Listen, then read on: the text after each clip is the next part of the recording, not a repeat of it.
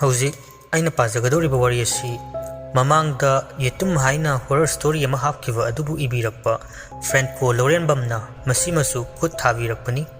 ꯍꯧꯖꯤꯛ ꯋꯥꯔꯤ ꯑꯁꯤ ꯍꯧꯖꯔꯒꯦ, ꯃꯌꯥꯝ ꯄꯨꯟꯅ ꯇꯥꯃꯤꯟꯅꯔꯁꯤ꯫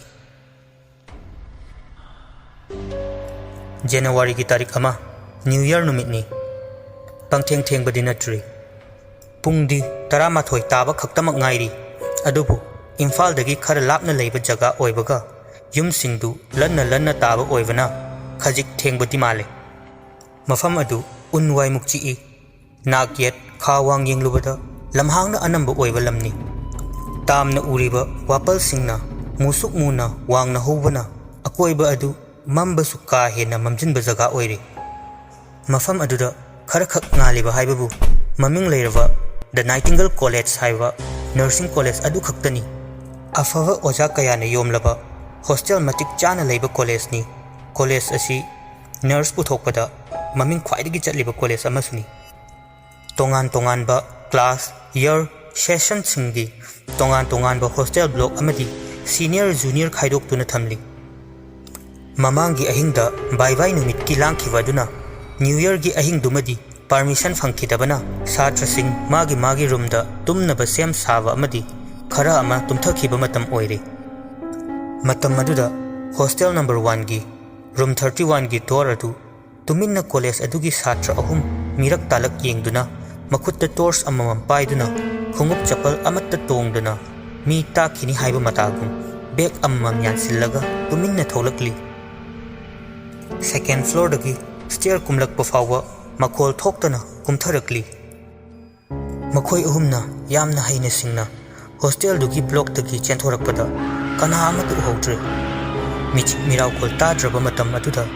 ꯍꯣꯁꯇꯦꯜ ꯕ꯭ꯂꯣꯛ 1 ꯑꯗꯨꯒꯤ ꯊꯣꯛꯂꯛꯄ ꯃꯄꯥ ꯆꯥꯅꯅ ꯅꯣꯡ ꯃꯃꯤꯠ ꯈꯥꯛꯄ ꯃꯄꯥ ꯆꯞ ꯆꯥꯅꯩ꯫ ꯑꯀꯣꯏꯕꯒꯤ ꯖꯒꯥꯗꯨ ꯄꯨꯡꯉꯥꯟ ꯉꯥꯟꯊꯣꯔꯛꯂꯤ꯫ ꯂꯤꯔꯤ ꯁꯤꯠꯄ ꯅꯨꯡꯁꯤꯠꯇꯨꯅ ꯍꯧꯔꯤꯕ ꯎꯄꯥꯜ ꯋꯥꯄꯥꯜ ꯈꯨꯗꯤꯡꯃꯛ ꯃꯔꯣꯜ ꯊꯣꯛꯄꯒꯨꯝ ꯀꯣꯏꯂꯦꯡ ꯂꯦꯡꯂꯤ꯫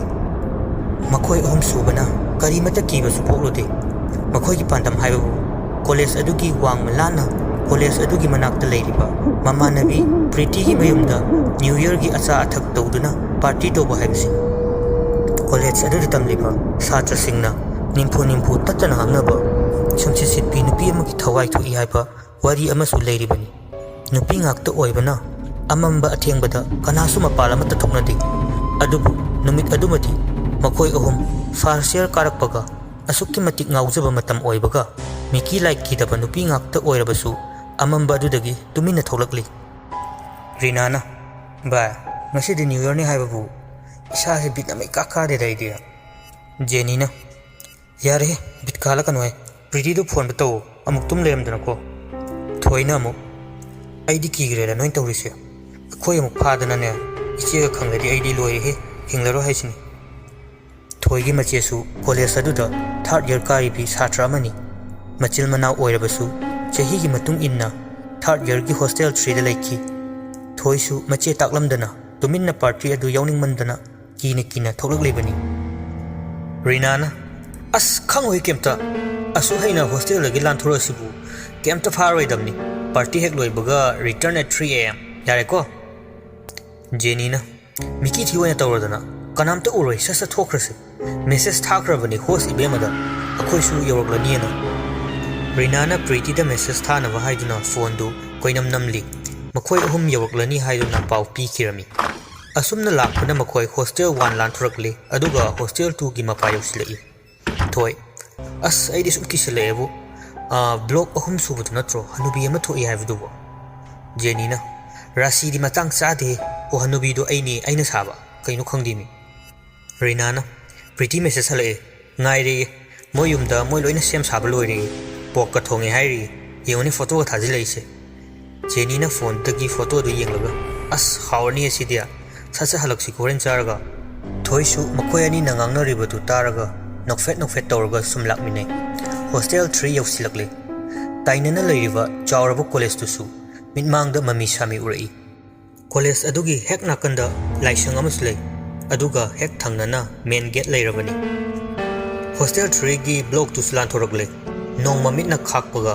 ꯂꯝꯍꯥꯡꯒ ꯑꯣꯏꯕꯅ ꯍꯦꯟꯅ ꯑꯀꯤꯕꯒꯤ ꯃꯁꯛ ꯑꯣꯏꯔꯛꯈꯤ꯫ ꯇꯣꯔꯆ ꯑꯗꯨꯁꯨ ꯃꯤꯅ ꯈꯪꯈꯤꯅꯤ ꯍꯥꯏꯕ ꯃꯇꯥꯒꯨꯝ ऑन तौरुद्रे फोन की लाइट तु काबो काबो कापगा कॉलेज अदुगी मेन गेट तु यौसिलकी मखोय अहुमना लाइसंग मपादु हेक यौबगा मपा चानना कॉलेज अदुगी 4th फ्लोर ओइरिबा वांगलबा बिल्डिंग मथोल मरी अदुदा मतोंदगी कनागुंबा अमा फाइथरखिबगी साहुम फंगलमी दुप लावो मखोल अमसु तारखी मखोल अदु ताबदा मखोय अहुम हाइरप अमना अमबु यंगने थोइना कइनो हुजिकिदो ताहुब्रा जेनीना ताहुई कइनो याम हौद्रो रीनाना लाओ अमति यंगुसेबा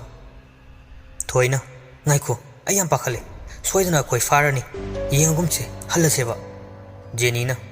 lao yengumse adu sarupudi pretty hoida chatlaga oina leiroseba kaisu oiramoeba thoina nati hostel oina halase talleba ayam kireba makoi hum kina marai khara taunaringai matung onduna amamba aduda rinana koyeng yengi kanasu ude kari matauno khanduna ngahak khallingai tanja aduda chejet ama makoigi mamangda tapna paisilai थोई मखों मयाद हेक तारुरे थोई कीगुमला कुम चेदु पाइखली करीगुम खरसु इरमी इरिबदु मुन्ना येंगलुबदा असुमना थारमी इसाना याना सिजबनी इरमलिबा वहाई अदुदा मखोय अहुम अंगकप थन्ना येंगनै मिहुलगी मखोलना मसासिंग अदु लेपि हाइबा फावबा काउरमी किरमदबा सिंग अदु खंकी की खलखी जब युंगना चेजेतुदा येंगदुना लेपलिंगै मखोय अहुमगी मखों मपादुदा करीगुंबा नप नप लाउबा इसिंगुंबा अमा ओरो ओरो तारई मोबाइल की लाइट अदुदा जेनी अमदी रीनाना कापतुना येंगलुबदा कनागुंबा अमगी ई मालम्मी मदुदा असुम लाइट अदु कापतुना तपना रीनाना चंगसिलकपदा हौजिक्ति उरे नुपी अमा ममाय ममित लौफम खंगदना ईना पुंगांग गांगदुना मकोक फैदेक्तुना कॉलेज की यूनिफॉर्म दा उपसिंदुना तादुना लेरंबा नुपी अमगी फिबम रीनादु सोर थबेत होना लाउरमी हो इमा मखुदना तादुना लेरिबा नुपी अदोमदा थिल्ली वादी अमत ngangu ngamkhidre फिवम अदु उबदा जेनी पाखतमंदुना खंगलाव लावी अदुबु थोइदी चप युंगना वा अमत nganगदना तादुना लेरिबा नुपी अदुदा मुन्ने येंगी उपसिंदुना तारिबा नुपी अदुगी मंगकसमदा यालिबा आईडी कार्ड अदुदा ममित अदुना कुप्तना येंगली थोइ तपना असिबा हकचांग अदुगी मनाक्ता चंगसिलई ममितगी मपीसु लेप लेटना सिंथरगली वादी ngangbु ngamda तारिबा हकचांगदुदा अदुमक येंगदुना लेरी मरमदी नुपी अदु कनासु ओइरमद्रे महाक हेक पोकमिनबा मचे थाजु ओइरमखी मचेगी थवा याउद्रबा हकचांग अदुबु फुंबंग नंगना असुम येंगलंबदगी हकचांग अदुगी मनाक्ता थोइ फमदरखी थोइ थवा याउद्रबा थाजगी हकचांग दुबु पंखतुना फमदुना अदुमक लेख्रे हकचांग अदुदगी ईदी लेप लेटना तारगली मतौदु येंबा ngamdrutuna जीना अमदी रीना कयारक हन्ना कोइलाव लाउखी कप्पा लाउबगी मखोल सिंग अदुना कॉलेज तुदा लेरिबा छात्री सिंग वार्डन अमदी स्टाफ सिंग चेंथौनरखी नोंसु खापदि लेपते मयामसु कोइचेन चेनरी बिल्डिंग अदुगी ममांगदा तादुना लेरिबा थाजगी हकसांगसु खागलक्लिबा नोंगी मैंगालदा पुंगान गाना उरी मकोक अदुना लेखाइनदुना तारिबा मवोंग खुद खोंग सरू याउद्रबा अमगुम फैदेक्तुना यिंगहैद्रबा फिवम अमदा तादुना लेरी सेंथोरगलिबा छात्री सिंग अंगाउबिगुम फमदुना लेरिबा थोइबु कोनसिनबिरी फिवम अदु उबदा नुपी खरदि कप्पा याउनरी पाखतमंदना वांथकिबा फावबा याउरी खुदक अदुदा पुलिसता फोन तौदुना इमरजेंसी एम्बुलेंस का लोइनना मफम अदुदा यौसिलगी पुलिसना निंथीना असीबा थाजगी हकचांग अदुबु लौखत्तुना मनाउ नुपी थोइ रीना अमदी जेनी का लोइनना वार्डन पुदुना पुलिसने इन्वेस्टिगेशन की दमक चटखी अदुगा थाजगी असीबा हकचांगना मोक्तमना पुशिनखी थाजगी मिसी असीगी मतांगदा पुलिस स्टेशनदा वाहंग कया अमा रानी जेनी अमरी थोइदा हंखी मखोइना उहौबा खंगहौबा पुमनमक जेनी अमदी रीनाना अमत्ता चिथदना तमखी थोइदी हंगलक्लिबा वाहंगसिंग अदु नाकोंगदा अमत्ता चंगदे वखल अमदा ताउदुना ममित्तगी मपी तपना सिंथरदुना अदुमक फमली पुलिसना इबेमा कदाइनो चेदो पिरो अदुना प्रूफ ओइकदौरिबनी जेनी पेरी सेथोय पीग्रो सार्ड चेदो थोय मखुत्ता पाइरंबा चे अदु तपना पिसिल्ली इरमलिबा वारोल अदु येंगलदुना निंथीना फाइल अमदा हापचिल्लगा इन्वेस्टिगेशन की दमक थमखी थाजा अमदी थोई की ममा मपासु मफम अदुदा यौसिलकले थोईबु कोंदुना कप्पा हौरकी ममाना इमा गे बेमा नचेदी नचे कदाइनो ऐ नचे गमत उनहलो हाइदुना पुलिस स्टेशन अदुदा वावा लाउना कपई थोइना इमा ऐ खंगदी इचेदो मोइना गारीदा पुगिबने इमा ऐ इचेबु कनबा ngमहौद्री इचेना ऐबु यामना वारौरमगनिये अखोय कैदौ हाइबनु इचे ममाबु कोनसिन्दुना कपचरई ममाना सर इचाबु मुक्तु उजगे सर इचाबु मुक्तु उनहनबियो ऐ सरगे नखोंपाइना हाइजरी ममागे मतौदुदा थोइगी मपाना मागी नुपीबु कोनसिनबिदुना पुन्ना कमिनै येंबा ngamlaktraduna mapasu kamlaki mapana ipagi ibema nang akhoi bu warabro kari ki adu yamna pangdaba thabak tawribano papa di loiri mangjeredana papa gi anaba yengbini pipi wanghanganu hakchang phau punsi sangnabani hairamlaga nangna akhoi bu thadoktuna chatliba kari ginu matau singadu asukki matik yengbada thamoi sokpa matawni sikhraba machabu kaujaba sikhraba machebu kaujaba halak laroidaba thawai amabu hanjin hanjin kauduna kabliba mama mapa manau nupigi mataudu station aduda pumna maksu nungai khide rules ki matung inna postmortem taunabagi damak ahing aduda shinki nong hek ngan baga mathau mangam pangthoknabasu sem sarunaba thaurang pumba semnaki upai leijadraba macha kainaraba mama mapa amadi thoi ningamdana maichak mayam puduna mayumda hankhre asomdana postmortem gi sem sanaba doctor nursing na thajagi hakchangbu ningthijana kupni yingli thajagi fivam taramliba hakchangi da yaisin khibagi lawfam khangdaba fivam mayam adu kupni yinglaba matung building adudagi chongthaduna mathanta sijabani haina confirm taba ngamle ningthijana postmortem adu loisilaba matung doctor singsu mayumda hanakre aduga mok aduda thajagi hakchang adu fi angobana kupsinduna thamlammi somdana chahi 53 muk suraba santosh kobo nupa ama khagna mok adu chahi kayadagi inaduna laklibani mahaksu doctor sing hanakibaga ngaihakta pothage haiduna mok ki main gate aduga thangnaba room amada faijub achoba ama induna magi potha famda hipli santosh tu mathanda murumurum soli is hausukan gi angang singsidi onthokna wakhal then khreda yenghei te ko he isor hayum sidaba santosh mamit adu tumthanaba haiduna uishili adubu hek ushinbaga sakfam kairaba thajagi saktam adu hekta uri mamitu fat pangthoi tumthaba yaroi khanduna nonganba ngairage khalle asum ngahak leiraga mokki asiba hakchang thamliba room adomda thong hangdokpagi makhol hauna tarai santosh tumina tai mihul chongba hurei ngahak tumina leiramlaga mahaki room gi mapa tamna duk duk duk duk thuna chenkibagi khonjel ama muktarai santosh humang anapi karai tofam khanglamdi inleba faijuk adu masada kanna tashili ngahak tumina leiramlaga handakti magi room gi thong tamna duk duk duk thuna yangna kanagumba ama chensilakpagi makolna nilli santosh fuk hogali makutta torch amadi nakanda thamliba yochaidu paikhali makhya chiktuna ngaiduna lei adubu kanasu leitabagum tumina amuk leikhre santoshna as kari matawno asigumba thodoksi kuirabani ra thoktaba siri yaroi dori kamdawni tori sigi nongan gadaba pungsu ngahak wali mali ahum di tasilaklese asumna wakhan khalingai tanjaduda kanagumbi ama thongjin mapada hikna kablai santosh nakongdu sengroktuna tai santoshna kidaba saduna khanglawlawi he kanano chalo ne kappadi tokpu kawalaite santosh yengning mandana thongaduda doklawna kawi kablambadu tumina amuk laiki ngahak leraga amuksu hore amuksu tumina amuk laiki khonjeladu yamna nakna tasilakpadagidi santoshna thongdu khangang hangdoi michik mirau khol ta draba matam aduda ngasaidagi thongjinda kablibadu kanasu leiramdre santosh tu khajik khajik torch tu kaptuna main switch lomda mai thanaba haiduna tapna tapna changlaki fana kidrabasu mathanda adugumba fivama aduda kiba poklaki switch box tugi mafam mapa chapchana upu ama thariba aduda amuk khajik khajik lengba haurai Santosh mahakki hochegeduna hangdoknaba hotnai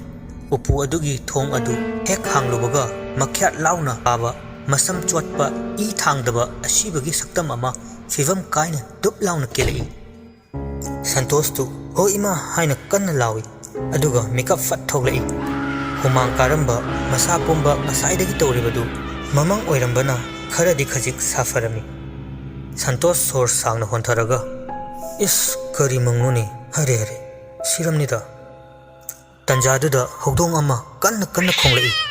pung yenglubada pung so hum taramli khongliba hogdong adu mahaki hogdong ama magi kada hek hek tumjabadu oirini khanduna thong adu fat hangdoi hogdong adu mok ki leiriba room adomda mamai onsinduna khongduna leirami Santoshna ngasai lolamba thongdubu aina kauribra haiduna room adomda kaisu thausadana lonsinnaba haiduna changlai adubu ka hek yobada mana pairak leba torch tu kaptun hek yenglui adubu Santosh swai laukhre hajagi asiba hakchang thamlamba bed adu ihang hangdun leirami Santosh thuna yangna mai fat thangali adubu handakti hakchang du machi lengdana bed adu da leirami Santosh karigumba kharari tawre haiba khangi thuna yangna thong adu fat lonsilaga mahaki ka tamna hathu hathu chenboi chatpoi laklami mahaki room tu hek yobaga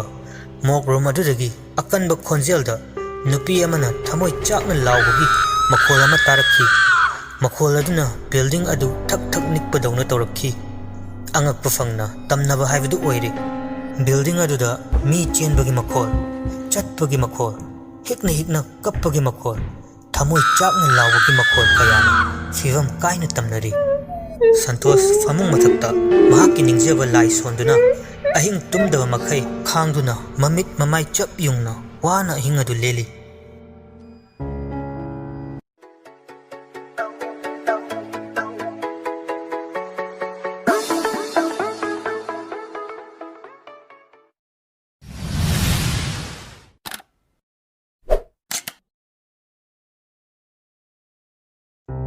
Thangnaba ayukni Nightingale College Thajagi misi asi suicide ni haina confirm tawkre hapta ama college suti haina lauthokre masigi news asi khabar amadi channel kayada loina yaunarakle satra singsu numitumaktada mayum mayumda loina hanakre Thajagi mayumdadi asiba hakchang adu utharaktuna poloiba yawba lakhiba masung mamanabi kaya ama oja kaya ama laktuna yaurare mayumdu asuki matik mitinki kapna launabagi makhol tananille mipum khudimak Thajagi ingtappa mong hadaba mataw adudabu ningsingnaduna tengthana kapnari hakchang adubu poloi runaba haiduna mongfam tamna mayam tapna tapna khongshanba haurakhi oja sing amadi mahakati najaramba satri kayadu mongfam tamna chattuna aroiba mathau mangam pangthokpa yaurari mayam adugi marakta Thajaga khwaidagi luna tinajabi Purnima su thamoi sokna tengthana kapli Thaja nang ai phuwarabo ai nangi natung induna lakke ai bu kanaga tinhau haibano ai bu waragduna chatlabro Thaja haiduna tengthari mayamna Purnima bu themjinbiri masa pumbasu yamna sokthana ure somdana poloiba hek hobaga Thajagi hakchangdu maina hek pak chao haiba yaramde akanba nungsit sitpa horai uful thangba nungsit oivana imam mamsilai mongfam adu tanja aduda Purnima kapna mahakki mamang oirapna hauriba khongnam pambi aduda haifet yenglui Purnima kaplambadagi chap lepi khongnang aduda makut thinduna hairi Thaja nang aduda kaidorino se kumtharao nate ai nangi natung ilakke Purnima gi wahi tu tabada mayam angakku fauni Purnima bu themjin basu yaunari Purnima na muk makhatari tu ada family se Thajani aingona dolak lisi yango khongnang mathakta tonglaga leiri Thaja se ai bulau law Thaja thado ai chatke ai magi manakta chatke mafam aduda leiram lipa mipum khudimak mipainarami poloi ba yawba laiba amaiba aduna पूर्णिमाबु ताइरेन पाइदुना खिकप हौरई अदुना फाउबा यारक्ट्रबदा मसादा कन्न कन्न कंदुना पूर्णिमा ग्यान लाक्नब कन्न होटनै ngahak leirga पूर्णिमा मसा ग्यान मांगदुना वानथदुना लेमाइदा ताख्रे mayamna thazagi mayumda पूर्णिमाबु पुसिंदुना पोथा हलमी सोमदसु थाजगी हकचांग पोलोइबा हौखिरमी नुमित Jung मतुंगनी पूर्णिमा ग्यान खजिक खजिक लाकप माले ममित्तु उइरुम उइरुम पांगथोरई mummy सामी ओइना अकोइबदा कोयिंग येंगी room अदुगी थोंजिंदा हाइरप येंगलुबदा थाजदु इसिंग glass अमा पाइदुना चंगलकप उरई पूर्णिमा ममित खंगसिंग सिंगी पूर्णिमाना थाजा कइनो अइबु मंगला ताइबंगला थाजना कइनो बेमा तुंगै तुमुरगा मंगलाइबो से जुसे थक्सिलो ngahak leiraga chak charase lamlamlani nangsu पूर्णिमाना अस आइदि ओंथोकप मंगमा मंगदुरेदना असी हाइरगा थाजबु जेजेट कोनसिनजै थाजना कइदौरगे नंगबो कई मंग मंगलुरगेबा पूर्णिमाना कैसु तौदेदा सुम मंग नुंगाइतबो हाइदि मकु मंगनिदा थाजना तपना हाइरई पूर्णिमा आई नखोय मयामबु थादोक्तुना चटपा ngamdre पूर्णिमा थाजगी वहाइदु ताबदा कोलम लिबा मखोय अदु खंथा थादोई अदुगा थाजगी ममाइरोमदा हाइफेट येंगलुई थाजगी मख्यातु फोसिन खिबगी ममी नाकोंदगी तारकलिबा इगी ममी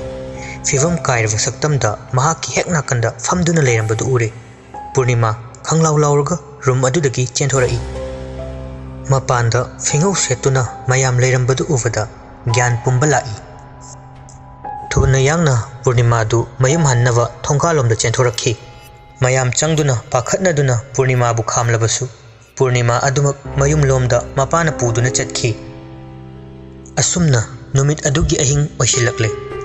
थाजगी युमदा मरी मता इमुंग मनुंग कया अमा अवाब सरुक यानब लाकनखी लेकपसु यावनखी नुमित अदुगी अहिंग अदुमदी अंगकु फंगना तमनबा हाइबदु ओइरे मिसी चादना सिखिबना थवाइनु तमनै हाइबदुमक अचुंबमक ओइरकले पाखंग मचा खरा थाजगी सुमांगदा थादुना तुंबसु यावरे अहल लमन कयाना कादा तुमनै असुमना कादा तुंबा चंगदबा पाखंग मचा सिंगना सुमांगदुदा फक थादुना कांखल थादुना तुमनबा सेम सानरी रॉबर्ट सु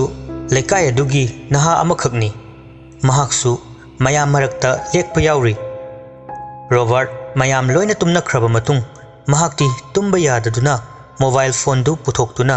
हेडफोन अमदा इसै तादुना तुमनबा होटनै तुम्बा यामंददुना अमुक फोन दु पुथोक्लगा अमुक मेटली मयामदी निंगाइदना तुमनरी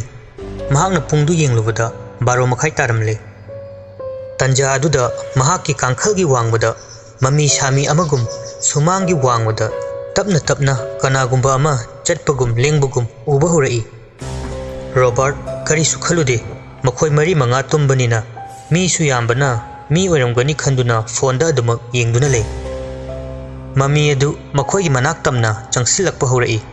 रॉबर्ट सु केमते येंगलुदे उरुद्रे अदुगदी मखोयगी थारिबा कांखल अदुगी वांगबदा रॉबर्ट ने येंथोरकपदा मपा चानना ममाय ओनसिंदुना थाजगी सक्तमदा तपना कौरई रॉबर्ट नंग तुमिरो रॉबर्ट तु लवाई लुतोन सातख्रे कांखल दुगी वांगबदा उरिबा सक्तम अदु लेखिद्रबी थाजगी सक्तम ओइना उबदुना महाक खंगलाउ लाउरई थंगनना तुमलिबा मयाम मथंग मथंग हौगतनरई रॉबर्टना वारी पुंबा तमदुना ताहल्ली खरा अमना थाजबिबसु यावरी खरा अमना थाजदबसु यावरी अमुक मयामदो तुमथग्रे रॉबर्टी हुमांग अनपि कांगदुना तुमथब सुंगमखिद्रे ममित्त उख्रिबा थौदोक अदुमक उदुना लei नाकोंगदसु ngasai कौरक्किबा खोंजेल अदु हंजिन हंजिन तादुना लेरे रॉबर्ट ममित कन्न उइसिल्ली तुमथनब कन्न होनै खजिक खजिक तुमथब फावरकपा मतम ओइरकपा अदुवाइदा अमुक मखोयगी युम अदुगी गेट अदु दोक दोक थिलकपा होरई थंगनना तुमलिबा ममानबा अदुदा तपना तपना इंदुना हौदोई रॉबर्टना बॉय बॉय हौगलो अमता से हौगलो बॉयना रॉबर्ट ऐसु ताये रॉबर्टना ऐ कीबदा लोइरेदा बॉयना येंगुसिरो याम कीरगदि हा रॉबर्टना तल्ले मखोनसे सुये लेप्ते पुंगसु अनि तारे ऐ तुंबा याद्रे बॉयदु हौगलगा लाओ येंगुस लाओ ꯔꯣꯕꯔꯠꯁꯨ ꯌꯦꯡꯅꯤꯡꯕ ꯀꯧꯕꯅꯤꯅ ꯕꯣꯏꯅ ꯍꯥꯏꯕꯗꯨ ꯌꯥꯅꯤꯡꯗ ꯇꯞꯅ ꯍꯧꯒꯠꯂꯤ꯫ ꯒꯦꯠꯇ ꯊꯤꯜꯂꯛꯂꯤꯕꯗꯨ ꯂꯦꯞꯄ ꯀꯧꯕ ꯂꯩꯇꯦ, ꯑꯗꯨꯕꯨ ꯃꯌꯥꯝ ꯇꯥꯔꯗꯤ ꯀꯤꯅꯔꯅꯤ ꯈꯟꯗꯨꯅ ꯀꯅꯥꯁꯨ ꯍꯧꯔꯝꯗꯅ ꯃꯈꯣꯏ ꯑꯅꯤꯗꯨ ꯇꯞꯅ ꯒꯦꯠ ꯇꯝꯅ ꯆꯪꯂꯛꯏ꯫ ꯕꯣꯏꯅ, ꯔꯣꯕꯥꯔꯠ, ꯅꯪ ꯑꯝꯇ ꯀꯧꯔꯒ ꯍꯪꯉꯨꯅꯦ, ꯀꯅꯥꯅꯣ ꯍꯪꯉꯣꯕ꯫ ꯔꯣꯕꯥꯔꯠꯅ, ꯀꯅꯥꯅꯣ? ꯀꯩ ꯍꯥꯏꯒꯦ? ꯑꯁꯨꯛ ꯊꯦꯡꯕꯁꯤꯗ ꯒꯦꯠ ꯊꯤꯜꯂꯤꯁꯤꯕꯣ? ꯍꯥꯏꯔꯤꯕꯗꯨ ꯇꯥꯗꯕꯒꯨꯝ ꯒꯦꯠꯇꯨ ꯑꯗꯨꯃꯛ ꯍꯟꯖꯤꯟ ꯊꯤꯜꯂꯤ꯫ ꯕꯣꯏꯗꯨ ꯈꯣꯟ ꯀꯜꯂꯞꯅ, ꯍꯦ, ꯃꯤ ꯎꯁꯤꯠꯇ꯭ꯔꯤꯔꯣ ꯅꯪꯒꯤꯁꯦ? ꯅꯥꯇꯩ ꯆꯥꯔꯣꯏꯀꯣ, ꯀꯅꯥꯅꯣ ꯍꯥꯏꯔꯣ? ꯏꯪ ꯇꯞꯂꯕ ꯅꯨꯄꯤ ꯑꯃꯒꯤ ꯈꯣꯟꯖꯦꯜꯗ ꯇꯞꯅ ꯈꯨꯝꯂꯛꯏ, ꯑꯩꯅꯦ, ꯑꯩꯕꯨ ꯑꯝꯇ ꯆꯪꯍꯟꯕꯤꯌꯨ, ꯑꯩ ꯌꯥꯝ ꯏꯪꯉꯤ, ꯑꯩ ꯃꯄꯥꯟꯗ ꯂꯩꯕ ꯉꯝꯗ꯭ꯔꯦ, ꯑꯩꯕꯨ ꯑꯝꯇ ꯆꯪꯍꯟꯕꯤꯌꯨ꯫ ꯕꯣꯏꯒ ꯔꯣꯕꯥꯔꯠꯀꯗꯨ ꯑꯃꯅ ꯑꯃꯕꯨ ꯍꯥꯏꯐꯦꯠ ꯌꯦꯡꯅꯩ, ꯀꯂꯥꯛ ꯊꯛ ꯊꯛ ꯅꯤꯛꯄꯁꯨ ꯍꯧꯔꯛꯏ꯫ ꯕꯣꯏꯅ ꯈꯪꯗ꯭ꯔꯗꯤ ꯈꯪꯂꯒꯦ ꯈꯟꯗꯨꯅ ꯑꯃꯨꯛꯀ ꯈꯨꯝꯃꯤ, ꯀꯅꯥꯅꯣ ꯅꯪꯕꯣ? ꯅꯈꯣꯟꯗꯣ ꯂꯧꯁꯤꯟꯐꯝꯁꯨ ꯈꯪꯗꯦ꯫ ꯃꯄꯥꯟꯗꯒꯤ ꯑꯃꯨꯛ ꯇꯞꯅ ꯈꯨꯝꯂꯛꯏ, ꯑꯩꯅꯤ, ꯑꯩ ꯊꯥꯖꯅꯤ, ꯑꯩꯕꯨ ꯑꯝꯇ ꯆꯪꯍꯟꯕꯤꯌꯨ, ꯑꯩ ꯌꯥꯝ ꯏꯪꯉꯤ, ꯏꯊꯟꯗ ꯌꯥꯝ ꯀꯤꯔꯦ꯫ ꯋꯥꯍꯩ ꯑꯁꯤ ꯍꯥꯏꯔꯒ ꯒꯦꯠꯇꯨꯗ ꯁꯥꯎꯅ ꯗꯣꯡ ꯗꯣꯡ ꯊꯤꯟꯕ ꯍꯧꯔꯛꯏ꯫ ꯋꯥꯍꯩꯁꯤꯡ ꯑꯗꯨꯒ ꯇꯧꯔꯛꯂꯤꯕ ꯃꯑꯣꯡ ꯑꯗꯨꯒ ꯔꯣꯕꯥꯔꯠ ꯑꯃꯗꯤ ꯕꯣꯏ ꯁꯨꯃꯥꯡ ꯇꯝꯅ ꯆꯦꯟꯁꯤꯜꯂꯛꯏ, ꯑꯗꯨꯒ ꯃꯌꯥꯝ ꯇꯨꯝꯂꯤꯕ ꯑꯗꯨꯕꯨ ꯍꯧꯗꯣꯛꯇꯨꯅ ꯃꯍꯩ ꯂꯣꯏꯅ ꯇꯨꯝꯕ ꯍꯧꯒꯠꯅꯔꯛꯏ꯫ ꯊꯥꯖꯒꯤ ꯏꯃꯨꯡ ꯃꯅꯨꯡꯁꯨ ꯂꯣꯏꯅ ꯍꯧꯒꯠꯂꯦ꯫ ꯊꯣꯏꯁꯨ ꯃꯆꯦꯒꯤ ꯋꯥꯈꯜꯗ ꯇꯨꯝꯊꯕ ꯉꯝꯗꯗꯨꯅ ꯀꯞꯅ ꯂꯩꯔꯝꯕꯒ ꯃꯄꯥ ꯆꯥꯟꯅꯅ ꯂꯥꯡꯂꯛꯄ ꯃꯈꯣꯜ ꯑꯗꯨꯗ ꯍꯧꯒꯠꯂꯛꯇꯨꯅ ꯁꯨꯃꯥꯡꯗ ꯄꯨꯂꯞ ꯐꯝꯗꯨꯅ ꯂꯩ꯫ ꯋꯥꯔꯤ ꯄꯨꯝꯕ ꯇꯥꯔꯕꯗ ꯊꯥꯖꯒꯤ ꯃꯃꯥ ꯑꯃꯨꯛ ꯇꯦꯡꯊꯥꯕ ꯍꯧꯔꯛꯏ꯫ ꯃꯃꯥꯅ, ꯏꯕꯦꯝꯃ, ꯏꯃꯥꯒꯤ ꯏꯕꯦꯝꯃ, ꯏꯆꯥꯕꯨ ꯌꯥꯝꯅ ꯋꯥꯔꯕ꯭ꯔꯣ? ꯂꯥꯛꯑꯣ, ꯏꯃꯥꯒꯤ ꯅꯥꯛꯇ ꯂꯥꯛꯑꯣ, ꯅꯪꯕꯨ ꯑꯃꯨꯛꯇ ꯍꯜꯂꯛꯈꯣ, ꯀꯩꯗꯧꯕꯒꯦ? ꯑꯍꯤꯡ ꯑꯗꯨꯗ ꯃꯆꯥꯛ ꯀꯥꯏꯅꯔꯕ ꯃꯃꯥ ꯑꯃꯒꯤ ꯇꯦꯡꯊꯥꯈꯣꯜꯅ ꯂꯩꯀꯥꯏ ꯑꯗꯨ ꯄꯨꯛꯅꯤꯟ ꯅꯤꯟꯈꯤ꯫ ꯊꯦꯝꯕꯁꯨ ꯌꯥꯗ ꯑꯗꯨꯃꯛ ꯀꯞꯇꯨꯅ ꯂꯩꯈ꯭ꯔꯦ꯫ ꯃꯃꯥꯅ ꯀꯞꯄꯗꯨ ꯇꯥꯔꯒ ꯂꯩꯀꯥꯏꯒꯤ ꯃꯤꯄꯨꯝ ꯈꯨꯗꯤꯡꯃꯛꯁꯨ ꯃꯃꯤꯠꯇꯒꯤ ꯃꯄꯤ ꯁꯤꯟꯊꯅꯈꯤ꯫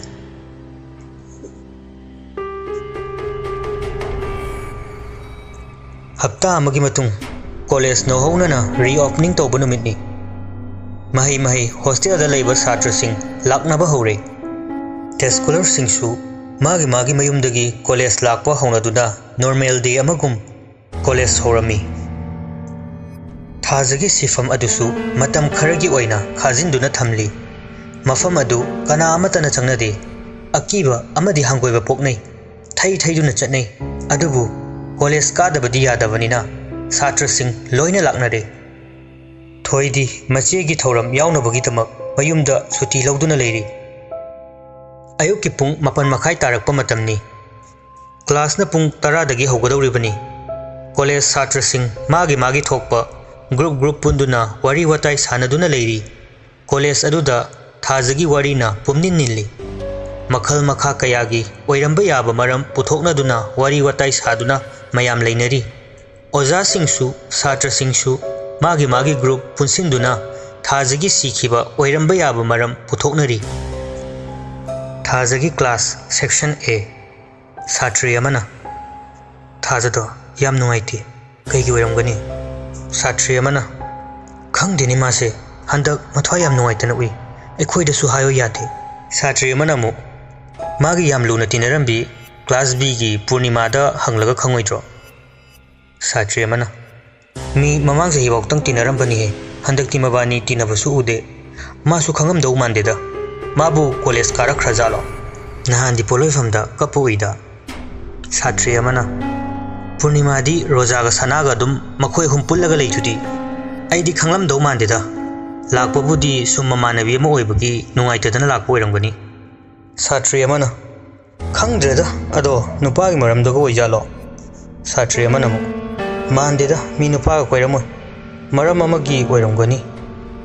ꯑꯗꯨꯗꯤ ꯀꯩꯒꯤ ꯑꯣꯏꯅꯤ? ꯑꯩꯗꯤ ꯌꯥꯝ ꯈꯪꯅꯤꯡꯉꯤ,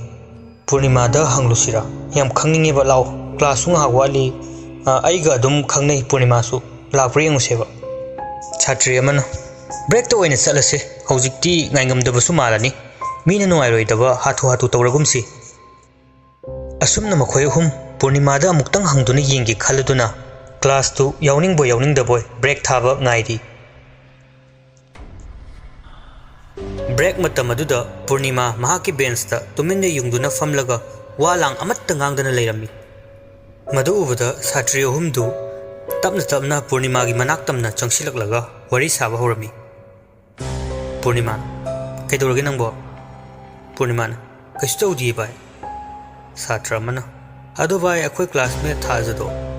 ꯅꯪ ꯊꯥꯖꯒꯤ ꯃꯔꯝꯗ ꯈꯪꯕ꯭ꯔꯥ? ꯁꯥꯇ꯭ꯔꯤ ꯑꯃꯅ ꯁꯦ ꯅꯪꯅ ꯈꯪꯂꯗꯤ ꯑꯝꯇ ꯍꯥꯏꯔꯛꯑꯣꯕ, ꯌꯥꯝ ꯈꯪꯅꯤꯡꯉꯦꯕ ꯀꯃꯥꯏꯅ ꯇꯧꯔꯒ ꯂꯩꯇ꯭ꯔꯤꯅꯣ ꯍꯥꯏꯕꯗꯣ꯫ ꯄꯨꯔꯅꯤꯃꯥ ꯅꯤꯡꯉꯝꯗꯅ ꯇꯞꯅ ꯈꯨꯝꯂꯛꯏ, ꯑꯩ ꯈꯪꯗꯦ, ꯑꯩ ꯀꯩꯝꯇ ꯈꯪꯗꯦ ꯍꯥꯏꯔꯗꯨꯅ ꯃꯃꯤꯠꯇꯨ ꯃꯄꯤ ꯏꯔꯥ ꯆꯦꯜꯂꯛꯏ꯫ ꯅꯨꯄꯤ ꯑꯃꯅ ꯑꯁ ꯀꯞꯀꯅꯨꯁꯦ, ꯅꯪ ꯁꯨꯝ ꯈꯪꯂꯝꯒꯗ꯭ꯔꯥꯅ ꯈꯟꯗꯨꯅ ꯍꯪꯕꯅꯤ꯫ ꯑꯗꯨꯗꯤ ꯀꯅꯥꯗ ꯍꯪꯂꯒ ꯈꯪꯒꯅꯤ? ꯇꯟꯖꯥꯗꯨꯗ ꯄꯨꯔꯅꯤꯃꯥꯒꯤ ꯅꯧꯅ ꯀ꯭ꯂꯥꯁ ꯕꯤꯒꯤ ꯇꯤꯟꯅꯕ ꯀ꯭ꯂꯥꯁ ꯑꯗꯨꯒꯤ ꯃꯃꯥꯟꯅꯕꯤ ꯔꯣꯖꯥ ꯑꯃꯗꯤ ꯁꯅꯥ ꯆꯪꯂꯛꯏ꯫ ꯇꯧꯔꯤꯕ ꯃꯑꯣꯡ ꯑꯗꯨ ꯎꯕꯗ ꯔꯣꯖꯥꯒ ꯁꯅꯥꯒ ꯄ꯭ꯔꯞ ꯆꯪꯂꯛꯇꯨꯅ ꯈꯣꯟ ꯋꯥꯡꯂꯞꯅ ꯍꯥꯏꯔꯛꯏ꯫ ꯔꯣꯖꯥꯅ ꯀꯩꯅꯣ ꯅꯣꯏꯅ ꯄꯨꯔꯅꯤꯃꯥꯗ ꯍꯪꯂꯤꯗꯣ? ꯃꯥꯅ ꯀꯔꯤ ꯈꯪꯗꯣꯏꯅꯣ? ꯄꯨꯔꯅꯤꯃꯥꯒ ꯊꯥꯖꯒ ꯇꯤꯟꯅꯈꯤꯗꯕ ꯀꯨꯏꯔꯦ ꯈꯪꯂꯤ ꯅꯠꯇ꯭ꯔ ꯅꯣꯏ? ꯃꯈꯥ ꯇꯥꯅ ꯍꯪꯂꯅꯨ꯫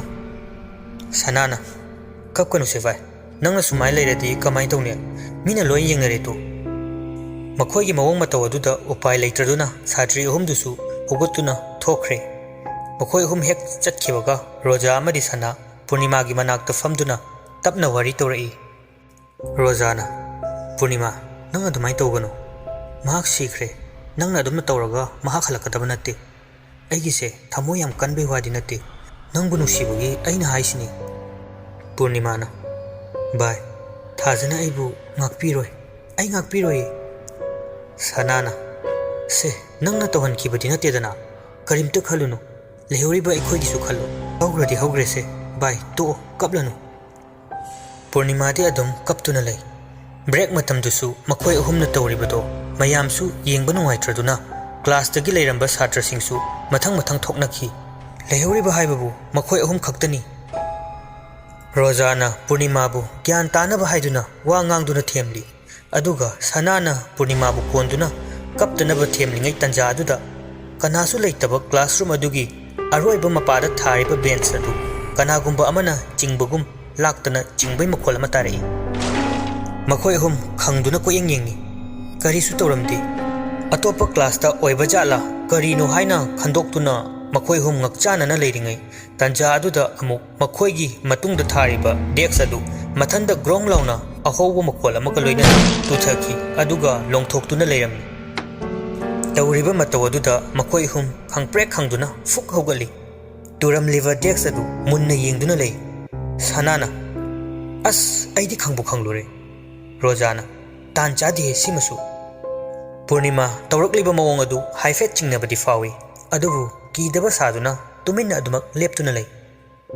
ꯈꯪꯍꯧꯗꯅ ꯕ꯭ꯔꯦꯛ ꯂꯣꯏꯕꯒꯤ ꯕꯦꯜꯗꯨꯁꯨ ꯍꯧꯅ ꯈꯤꯡꯂꯛꯏ꯫ ꯔꯣꯖꯥꯅ ꯐꯠ ꯆꯪꯗꯨꯅ ꯇꯨꯔꯝꯂꯤꯕ ꯗꯦꯛꯁ ꯑꯗꯨ ꯊꯥꯡꯒꯠꯇꯨꯅ ꯁꯦꯝꯖꯤꯜꯂꯤ꯫ ꯀꯔꯤꯒꯨꯝꯕ ꯈꯔꯗꯤ ꯇꯧꯔꯦ ꯍꯥꯏꯕ ꯈꯪꯏ꯫ ꯃꯈꯣꯏ ꯑꯍꯨꯝ ꯃꯁꯥꯅ ꯄꯪꯆꯤꯡꯗ ꯆꯤꯡꯅꯗꯨꯅ ꯇꯨꯃꯤꯟꯅ ꯂꯩꯅꯩ꯫ ꯁꯅꯥꯅ ꯑꯆꯤꯛꯄꯗꯨ ꯊꯨꯒꯥꯏꯔꯗꯨꯅ ꯇꯞꯅ ꯍꯥꯏꯔꯛꯏ, ꯚꯥꯏ, ꯃꯌꯥꯝꯗ ꯁꯨꯃꯥꯏꯅ ꯗꯦꯛ ꯇꯨꯏ ꯀꯥꯏꯁꯦ ꯍꯥꯏꯗꯣꯛꯂꯒꯨꯝꯁꯤ, ꯑꯃꯨꯛ ꯁꯟꯗꯣꯛꯅꯈꯤꯗꯅ ꯇꯝꯅꯔꯦꯅ ꯋꯥ ꯂꯥꯎꯅꯔꯅꯤ꯫ ꯔꯣꯖꯥꯅ ꯍꯣꯏꯍꯦ, ꯀꯅꯥꯗꯕꯨ ꯍꯥꯏꯗꯣꯏꯅꯣ꯫ ꯉꯥꯏꯍꯥꯛꯀꯤ ꯃꯇꯨꯡꯗ ꯃꯌꯥꯝ ꯆꯪꯅꯔꯛꯇꯨꯅ ꯀ꯭ꯂꯥꯁꯁꯨ ꯍꯧꯔꯦ꯫ ꯑꯣꯖꯥ ꯑꯃꯅ ꯂꯦꯛꯆꯔ ꯀꯟꯅ ꯄꯤꯔꯤꯕ ꯃꯇꯥꯡ ꯑꯃꯅꯤ꯫ ꯃꯌꯥꯝ ꯇꯨꯃꯤꯟꯅ ꯂꯦꯛꯆꯔ ꯑꯗꯨꯕꯨ ꯃꯨꯟꯅ ꯇꯥꯔꯤ꯫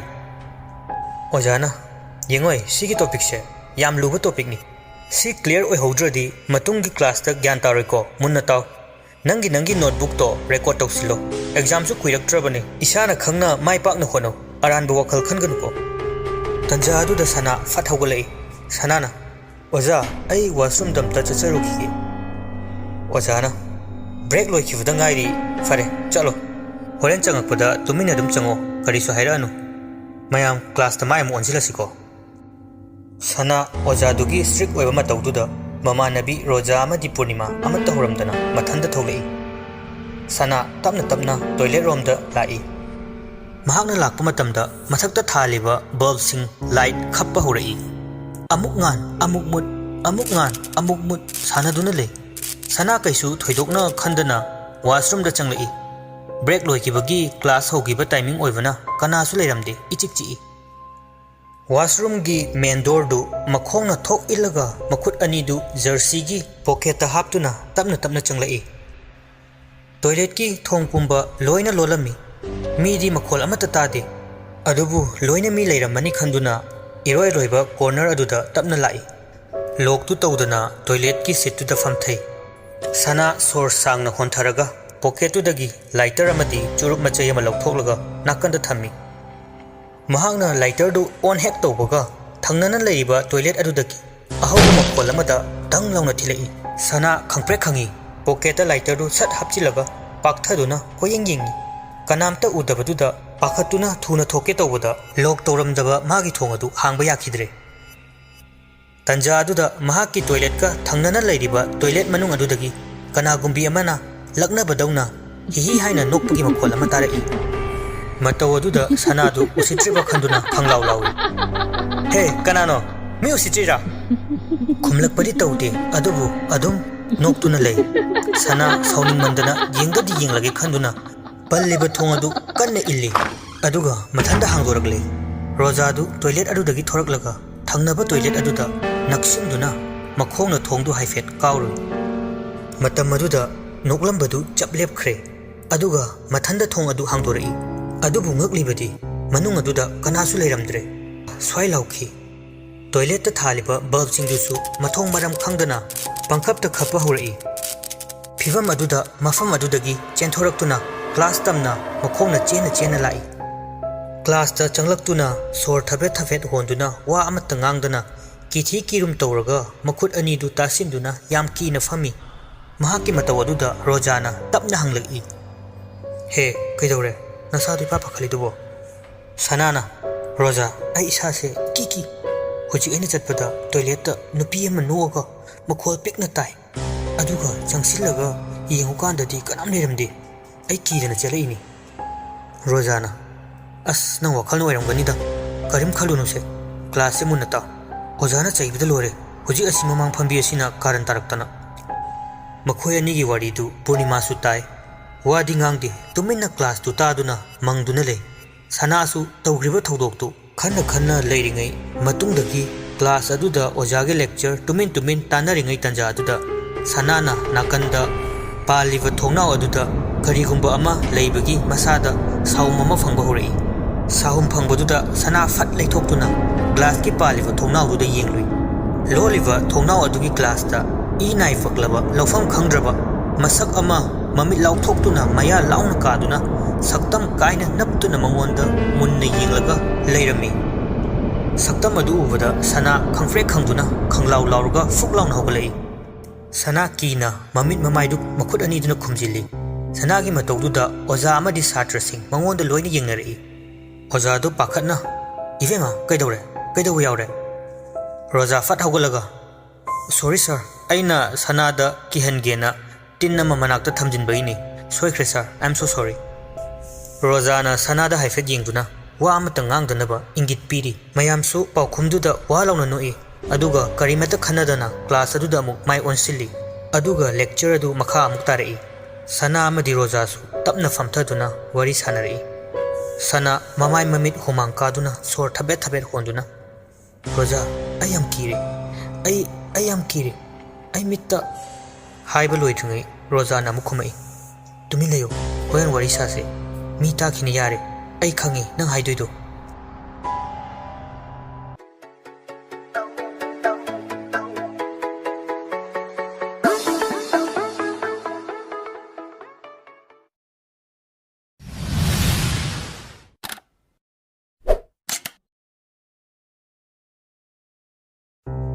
ꯂꯥꯁ ꯂꯦꯛꯆꯔꯒꯤ ꯃꯇꯝ ꯑꯣꯏꯔꯛꯂꯦ꯫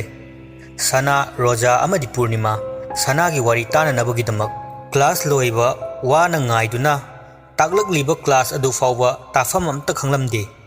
ꯍꯦꯛ ꯂꯣꯏꯕꯒ ꯃꯍꯩ ꯀ꯭ꯂꯥꯁꯔꯨꯝꯗꯒꯤ ꯊꯣꯛꯂꯒ ꯃꯌꯨꯝꯗ ꯍꯟꯅꯈꯤꯕ ꯑꯃꯗꯤ ꯍꯣꯁꯇꯦꯂꯔ ꯈꯔ ꯑꯃꯅ ꯀ꯭ꯂꯥꯁꯇ ꯅꯣꯠ ꯁꯤꯟꯗꯨꯅ ꯂꯩꯍꯧꯕ ꯈꯔꯁꯨ ꯌꯥꯎꯔꯤ꯫ ꯔꯣꯖꯥꯅ, "ꯃꯄꯥꯟꯗ ꯑꯣꯏꯅ ꯋꯥꯔꯤ ꯁꯥꯔꯁꯤ ꯂꯥꯛꯑꯣ." ꯁꯅꯥꯅ, "ꯁꯤꯗ ꯑꯗꯨꯝ ꯁꯥꯔꯁꯤꯗ. ꯑꯩ ꯏꯁꯥꯁꯦ ꯂꯦꯡꯕ ꯐꯥꯎꯕ ꯉꯝꯗ꯭ꯔꯦ. ꯀꯩꯅꯣꯝ ꯇꯧꯁꯤꯜꯂꯛꯏ." ꯄꯨꯔꯅꯤꯃꯥꯅ, "ꯍꯣꯏ, ꯁꯤꯗ ꯑꯗꯨꯝ ꯐꯝꯃꯒ ꯁꯥꯔꯁꯤꯁꯦ. ꯑꯗꯣ ꯁꯅꯥ, ꯀꯩꯗꯧꯔꯒꯦ? ꯍꯥꯏꯌꯨ ꯉꯁꯥꯏꯒꯤꯗꯣ." ꯔꯣꯖꯥꯅ ꯑꯃꯨꯛ, "ꯅꯨꯡꯉꯥꯏꯔꯣꯏ ꯃꯤ, ꯂꯥꯛꯑꯣ ꯃꯄꯥꯟꯗ ꯐꯖꯅ ꯁꯥꯔꯨꯔꯁꯦꯕ."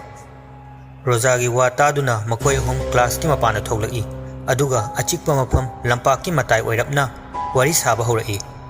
ꯔꯣꯖꯥꯅ, "ꯁꯅꯥ, ꯅꯪ ꯉꯁꯥꯏꯒꯤꯗꯣ ꯀꯔꯤꯅꯣ? ꯇꯝꯃꯛꯑꯣꯗꯅ." ꯁꯅꯥꯅ, "ꯚꯥꯏ, ꯑꯩ ꯌꯥꯝ ꯀꯤꯖꯔꯦ. ꯅꯈꯣꯏꯅ ꯊꯥꯖꯗꯕꯗꯤ ꯈꯪꯗꯦꯀꯣ, ꯑꯗꯣ ꯊꯥꯖꯗꯕꯗꯤ ꯇꯧꯒꯅꯨ. ꯑꯩ ꯋꯥꯈꯜꯅꯁꯨ ꯅꯠꯇꯦ ꯃꯁꯤ. Rojana adubu kaidorageba ko haibe yadro Sanana ai thaja uyi ngasi Purnimana ha kari karamna kadaida Rojana as wase tapna sanase mina takhraga kai khandurige angau afai gi wari amali Sanana chume wase mina su thajaroi ai kanamta hairu dous leite haifam su leite aina haktheng nangna thengnariba potudi navani tamlibase Rojana adubu haiba karino kamai tobano tammu fadana tarageba makhoi ahum sanagi wari pumba sanana toilet ta thengnakiba amadi sanana phangkhiba sahum kaya adu liduna wari sanaringai makhoi ahum gi tungda nushit amagum karigumba ama fatfat chenbagi mawongda sanil lama phangai tawrakliba mawong adu sana wari lirambadagi chaklepi sanana mu makha tarai sana tu hojiki do kanghubra ai ki yamna aikhoi ahumgi wari se kanagumba amana tabagi mawongda aingonda faweba Purnimana Sana nangna harido ai thajai Rojana Rashi yam kangi hostel sangasi lao aduga Purnima nang tumina leibase tawranu mina kainom khalani chingnakhini haiba Purnimana hoi bai aisu wakhal se yari khai kauna bu honabani adubu ngamde mitta thajabu hek ui mangdusu toina laktuna kappe ai tawham khangdi Sanana Roja nang ai khoina haise thajadaba tawganu ai bapna liba wari na ti mase nangona su thoklo heninga lekte Rojana nakhoina miki thi oibagini ai kem khande yare waga ware hostel changage sana nang su yum hangro hayeng mu thengnarasi Sana Roja gi karem naba mawong duda makhaga wari lirudre tapna mayum lomda makhong thanglei Roja ga Purnima ga su hostel tamna tapna changkhi Sana college campus tu lan thorakle gari yenglobada pungsu mari makhai taramle bag tagi headphone lauthokuna mobile de isai hauna lekhatlaga asum mayum tamna tapna lakpa hawi lairak macha ama khak phaujilaga mayum yogadoribani asum lakpana lairak adu yosilai numidang wairamgo oibane wapal sing aduna mamsin ba helabani kanamata chattaba talak haibado oire Sana lairak adugi matonda lapna karigumba ama situna chatpagum laptak ui karino haibadu khanjilluduna angang oirijala haiduna tapna sum naksilai asum naksilakpada tung onduna masam sangbi nupi ama khakki fivamda kari tawribano di khangde laimai aduda karigumba posak ama thibadawna khuru kunduna leirami Sana khitang hengatna chatli nupi aduda hannadi yenglamde aduga khara hendoklaga amu mahaki mamang oirapna ngasai lehoriba nupi adu amuk khuru kunduna karigumba ama koima maduna leirami Sana su chingnaba horai nakongda hapliba headphone du tapna lauthoklaga tung onduna huru kuliba nupi aduda kawi Sanana kanano kari mangkrake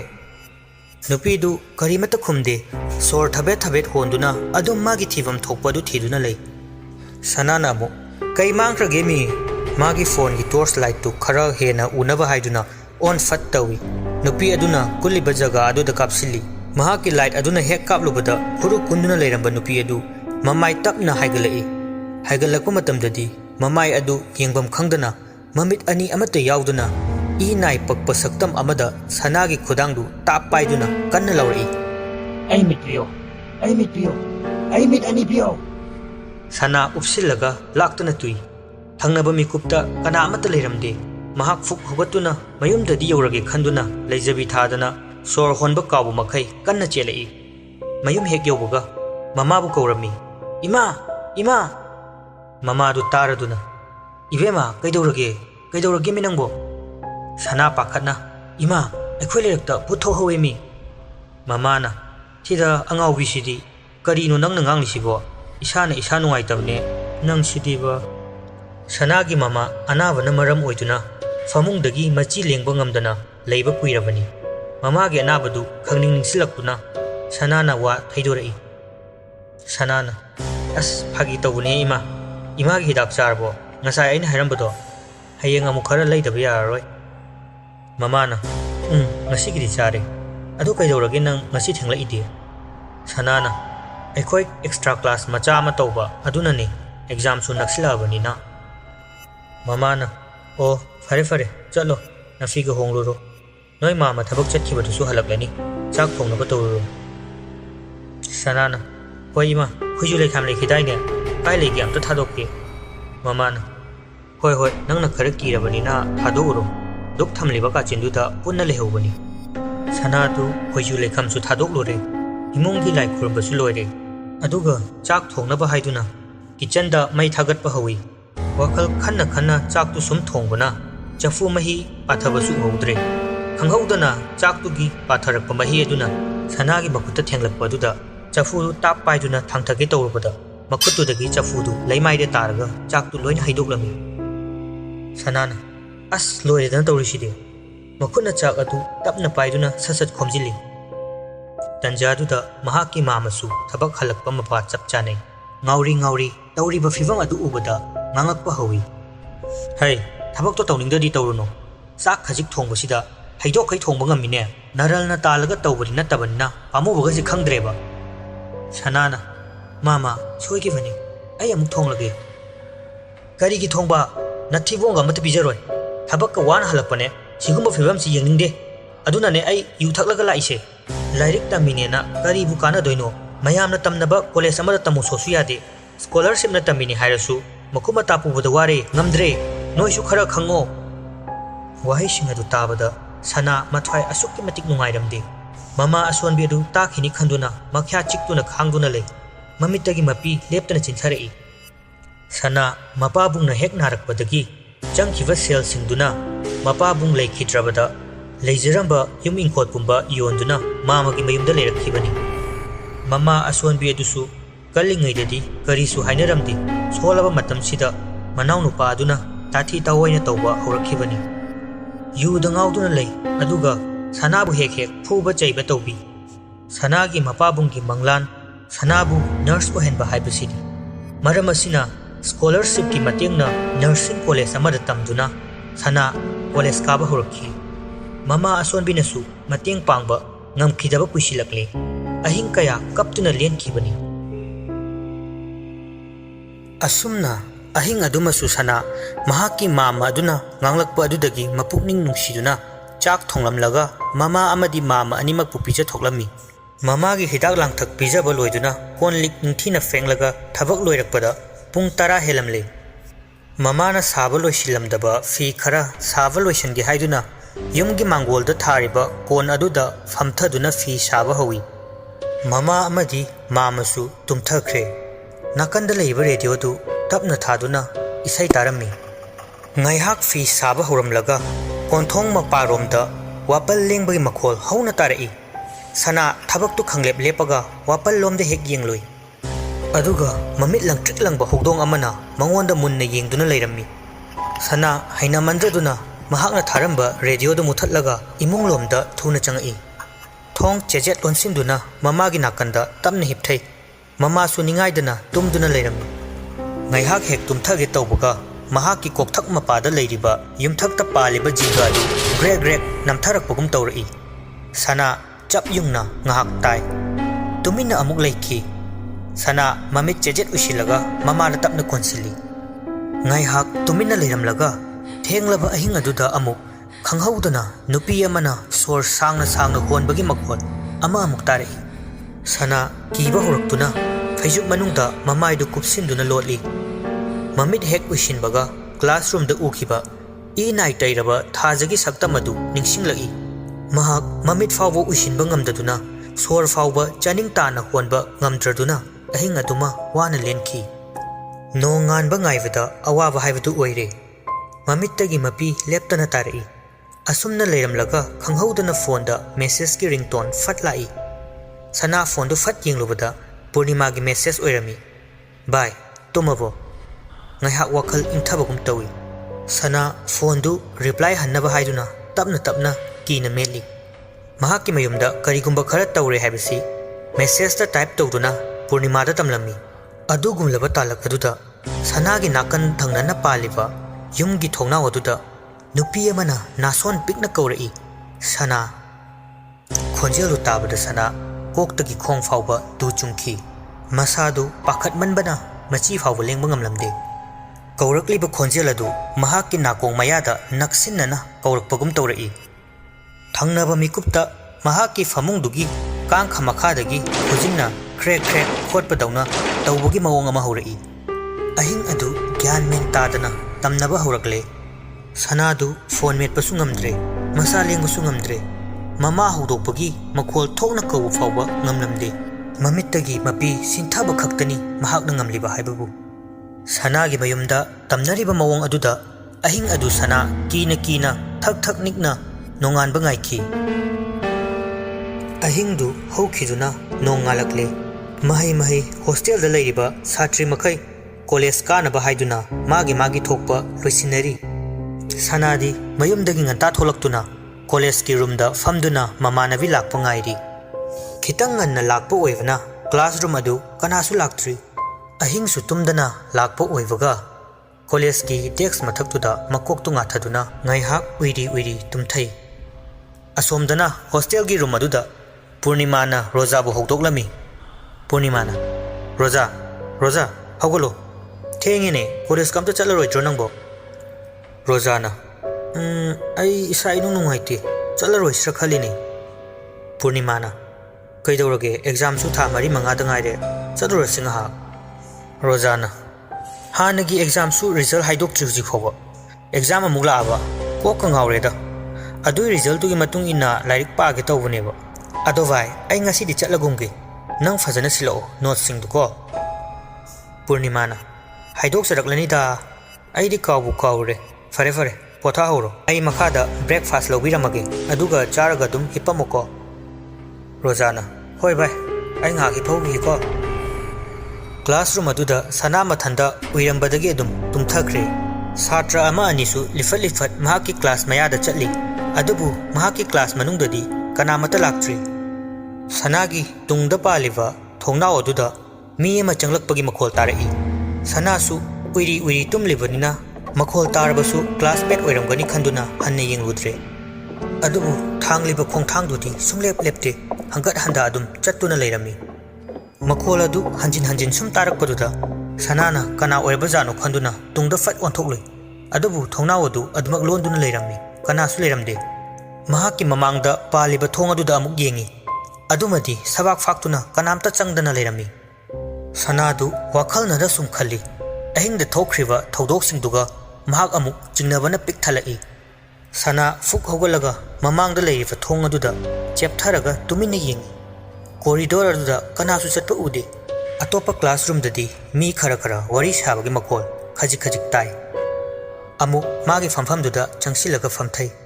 ꯐꯣꯟꯗꯨ ꯂꯧꯊꯣꯛꯇꯨꯅ ꯃꯃꯥꯟꯅꯕꯤ ꯄꯨꯔꯅꯤꯃꯥ ꯑꯃꯗꯤ ꯔꯣꯖꯥꯗ message ꯊꯥꯅꯕ ꯍꯥꯏꯗꯨꯅ ꯃꯣꯕꯥꯏꯜꯗꯨ ꯃꯦꯠꯂꯤ꯫ ꯇꯟꯖꯥ ꯑꯗꯨꯗ ꯊꯣꯡꯖꯤꯟꯂꯣꯝꯗꯒꯤ ꯀꯅꯥꯒꯨꯝꯕ ꯅꯨꯄꯤ ꯑꯃꯅ ꯇꯞꯅ ꯀꯧꯔꯛꯏ, ꯁꯅꯥ꯫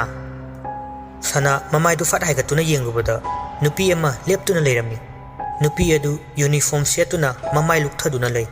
ꯁꯅꯥ ꯈꯪꯐ꯭ꯔꯦꯛ ꯈꯪꯅ ꯐꯨꯛ ꯍꯧꯒꯠꯂꯤ, ꯑꯗꯨꯃꯛ ꯅꯨꯄꯤ ꯑꯗꯨ ꯂꯨꯛꯊꯗꯨꯅ ꯂꯦꯞꯇꯨꯅ ꯂꯩꯔꯤ꯫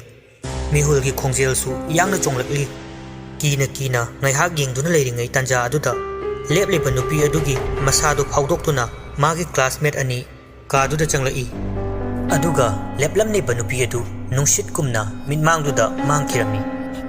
ꯁꯅꯥꯅ ꯎꯔꯤꯕ ꯅꯨꯄꯤ ꯑꯗꯨ ꯑꯇꯣꯞꯄ ꯁꯥꯇ꯭ꯔꯤ ꯑꯃꯠꯇꯅ ꯎꯕ ꯉꯝꯂꯝꯗꯦ꯫ ꯐꯤꯚꯝ ꯑꯗꯨ ꯎꯕꯗ ꯃꯥꯒꯤ ꯕꯦꯒꯇꯨ ꯄꯥꯏꯈꯠꯇꯨꯅ ꯃꯃꯥꯟꯅꯕꯤ ꯄꯨꯔꯅꯤꯃꯥ ꯑꯃꯗꯤ ꯔꯣꯖꯥꯒꯤ ꯃꯅꯥꯛ ꯇꯝꯅ ꯆꯦꯜꯂꯒꯦ ꯈꯟꯗꯨꯅ ꯊꯨꯅ ꯌꯥꯡꯅ ꯆꯦꯜꯂꯛꯏ꯫ ꯃꯥꯅ ꯆꯦꯜꯂꯛꯂꯤꯕ ꯑꯗꯨ ꯃꯌꯥꯝꯗꯨ ꯄꯣꯌꯦꯡ ꯌꯦꯡꯅꯩ꯫ ꯀꯣꯂꯦꯖꯀꯤ ꯀꯦꯝꯄꯁ ꯃꯌꯥ ꯌꯧꯔꯛꯄꯗ ꯅꯥꯀꯟꯗ ꯂꯩꯔꯤꯕ ꯕꯤꯜꯗꯤꯡ ꯑꯗꯨꯒꯤ ꯈ꯭ꯋꯥꯏꯗꯒꯤ ꯃꯇꯣꯟꯗꯒꯤ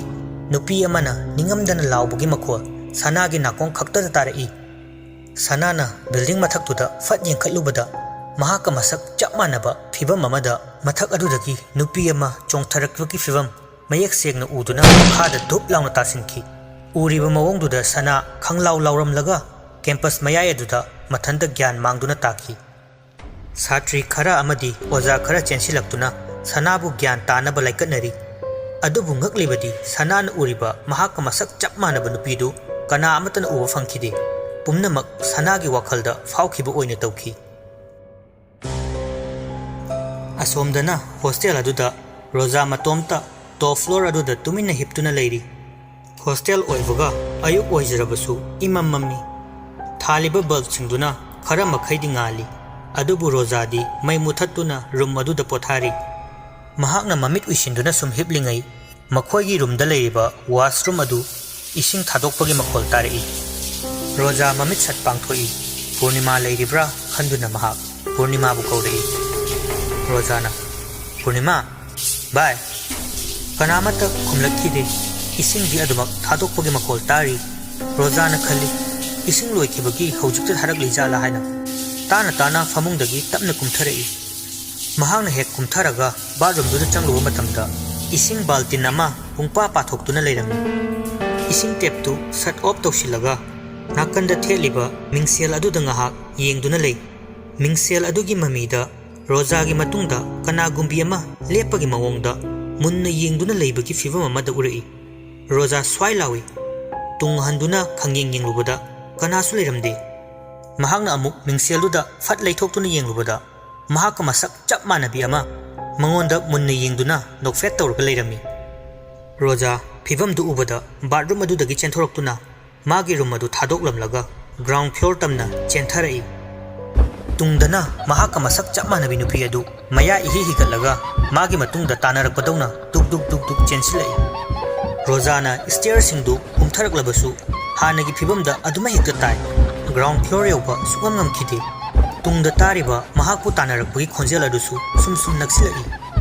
रोजा अरोइबदा उपाय लेत्रदुना स्टेयर मखोंग अदुदा सोर वाना खोंथरगा फमथै मिकुप अदुदा महाकु तानरकलिबा नुपी अदु महाकी नाकोंग मयादा नोक्सिलकपगुम तौरई रोजा मथ्वाई हिंगनबा हाइदुना यामना कन्ना लाउरई खोंजेल अदुदा वार्डन चेंसिलकपदगी रोजादु ज्ञान खंगता तारई अदुबु महाक्ति मागी फमुंगदुदा तुमदुना लेरमि वार्डना रोजा रोजा कैदौरगे कैदौरे हायो रोजाना मैडम कैसु तौदे मंगलाकनबनी वार्डना इस ऐदि मिहंगा आयोरेदना फरे फरे पोथा होरो रोजाना यारनी मैडम ऐ अदुम कॉलेज चलगे ऐ इथंदा लेबसु नुंगाइत्रे वार्डना नंबु ngमगद्रो रोजाना होय मैडम ngमनिये रोजा फिवम अदुदा किमंदुना महाक कॉलेज यूनिफॉर्म सेसिलगा बेग यानसिलगा थुना यांगना कॉलेज तमना लाखी पावदु महाकी ममानबी पूर्णिमा अमदी सनादा तमलगे खल्ली अदुबु महाकना कॉलेज चेरक्पा मतमददी सनाबु मयाम चंगदुना लाइकटनरंबगी फिवम अदु Orai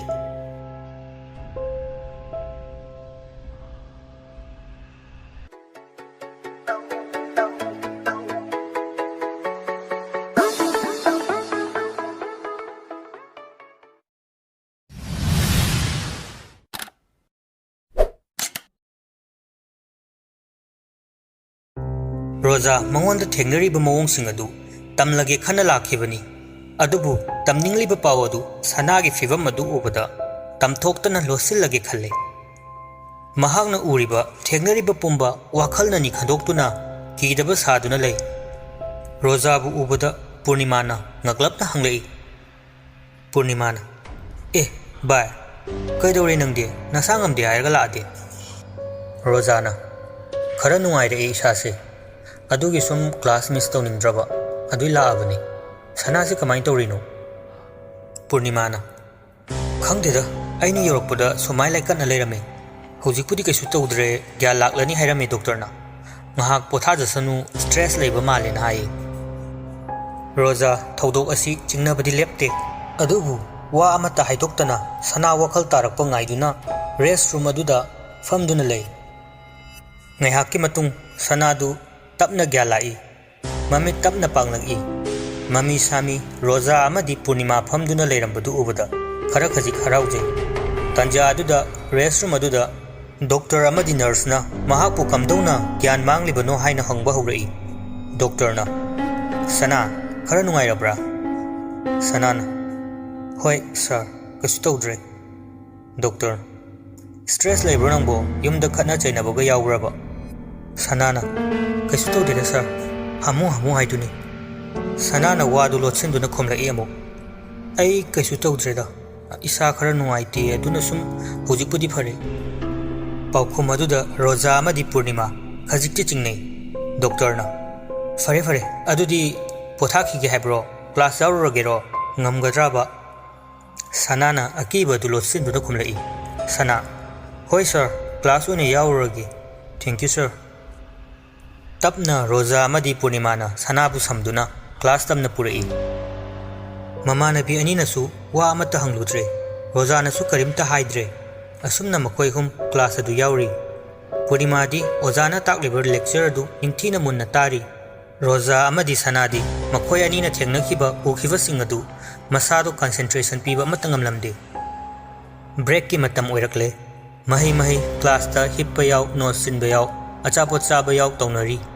Rosa na haudori. Sana fresh air khara charus lauduna. Purnimana hoi ngahak koi thoklusi sana. Sana su hoi vai thoklurase. Sana Purnima amadi Rosa makoi hum lampak ki mataida thoklai. Tuminna wari sanai. Tanja chana sana na haudori. Sanana Rosa Purnima ai ngasi su thazu ngarang ahing su yam wai aduga ngasi su class ki thongjinda aduga building matonda ngasai ainu ui ai yam kire ta singna bai haiduna hik launa kapai. Rosa sanana hairakliba pumnamak khangi masamak thengnakhrabanina adubu mahakna su mahaki wari du lirabadi wari se yamna kaiba sathiba mawongda kinaba haibadu soidana oiragani khanduna mahakna asumna khumlai. Rosa saurapna nang ngaure sana nangi yumgi problem duna nang wawan bagi stress mayamna nang jajat ubane thajado sikre hojiki matamdabu kadai dagi bunno atopana takhraga ekhoi bu chingna khini ngaure haina khini sana uradi ekhoi su uroidro nang khak uba ya pote oiroidabagi wani adugane Purnima nang sune ai hana su haiduni adum nangi tumina laisin bro togano thado kayam kuina nang nungsuk nungjana na lekhidoino. Sanana aigise oidabana tiye aina hairise asengbani nakhoina thajadabaduna ne aingonda abuk hena kokse pokhai dore ai ngaudore Rosa. Purnimana hoi chume aisu semdokna bokhonarage bai aisu tawfam khangde. Sanana hairise achumba oiradi kari tawgani khoi makhoina wari sanaringai matang aduda thajagi manau nupi thoi yam nakna leplaga leirami. Makoi ahumgi manakta changsilaktuna Purnima gi makutta paiduna hairi. Thoina che Purnima ai chebu thirakpani. Purnima na thoya nang college karaklabro kai hai ki hainu nang boingonda.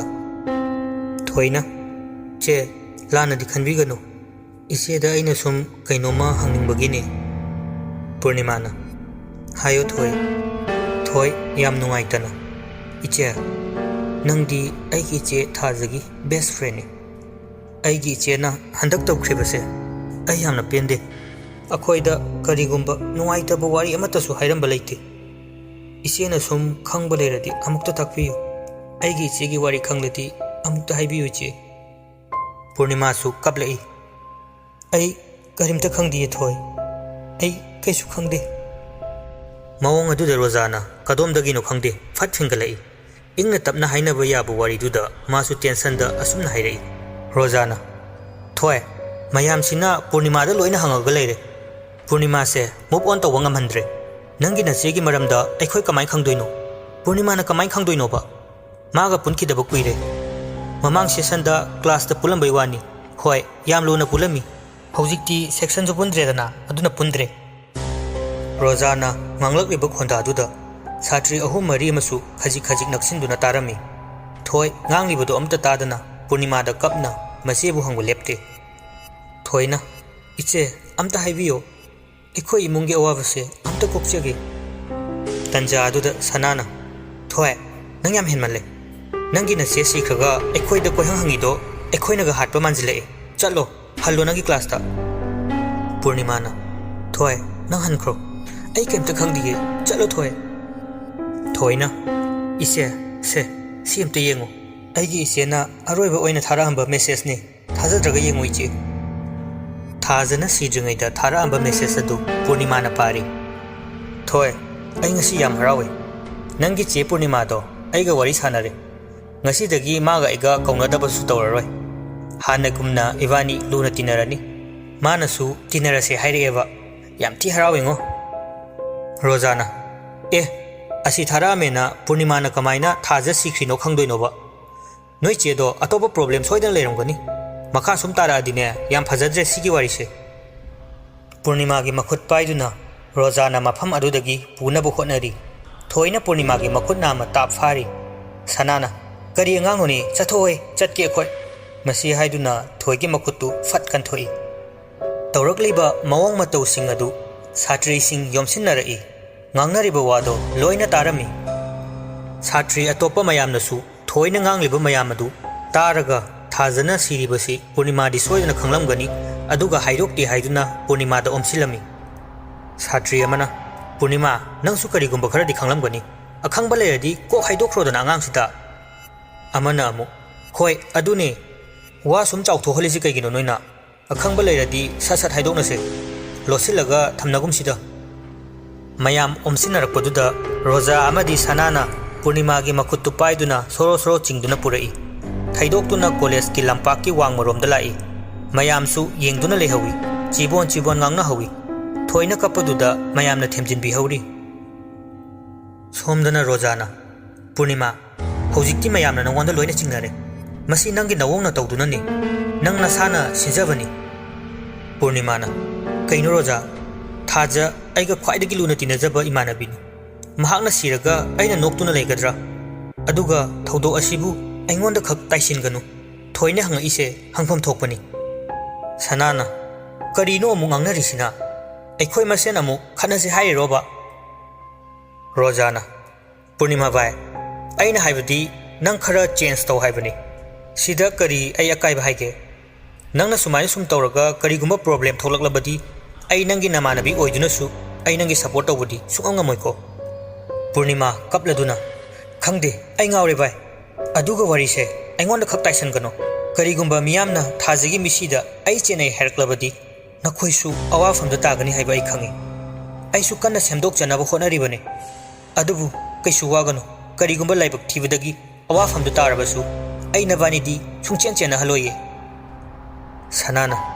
yare पूर्णिमा नंगी वादो हेनमले कईदौबे अखोय अवाफमदा तादोइनो लोइना manage तौसे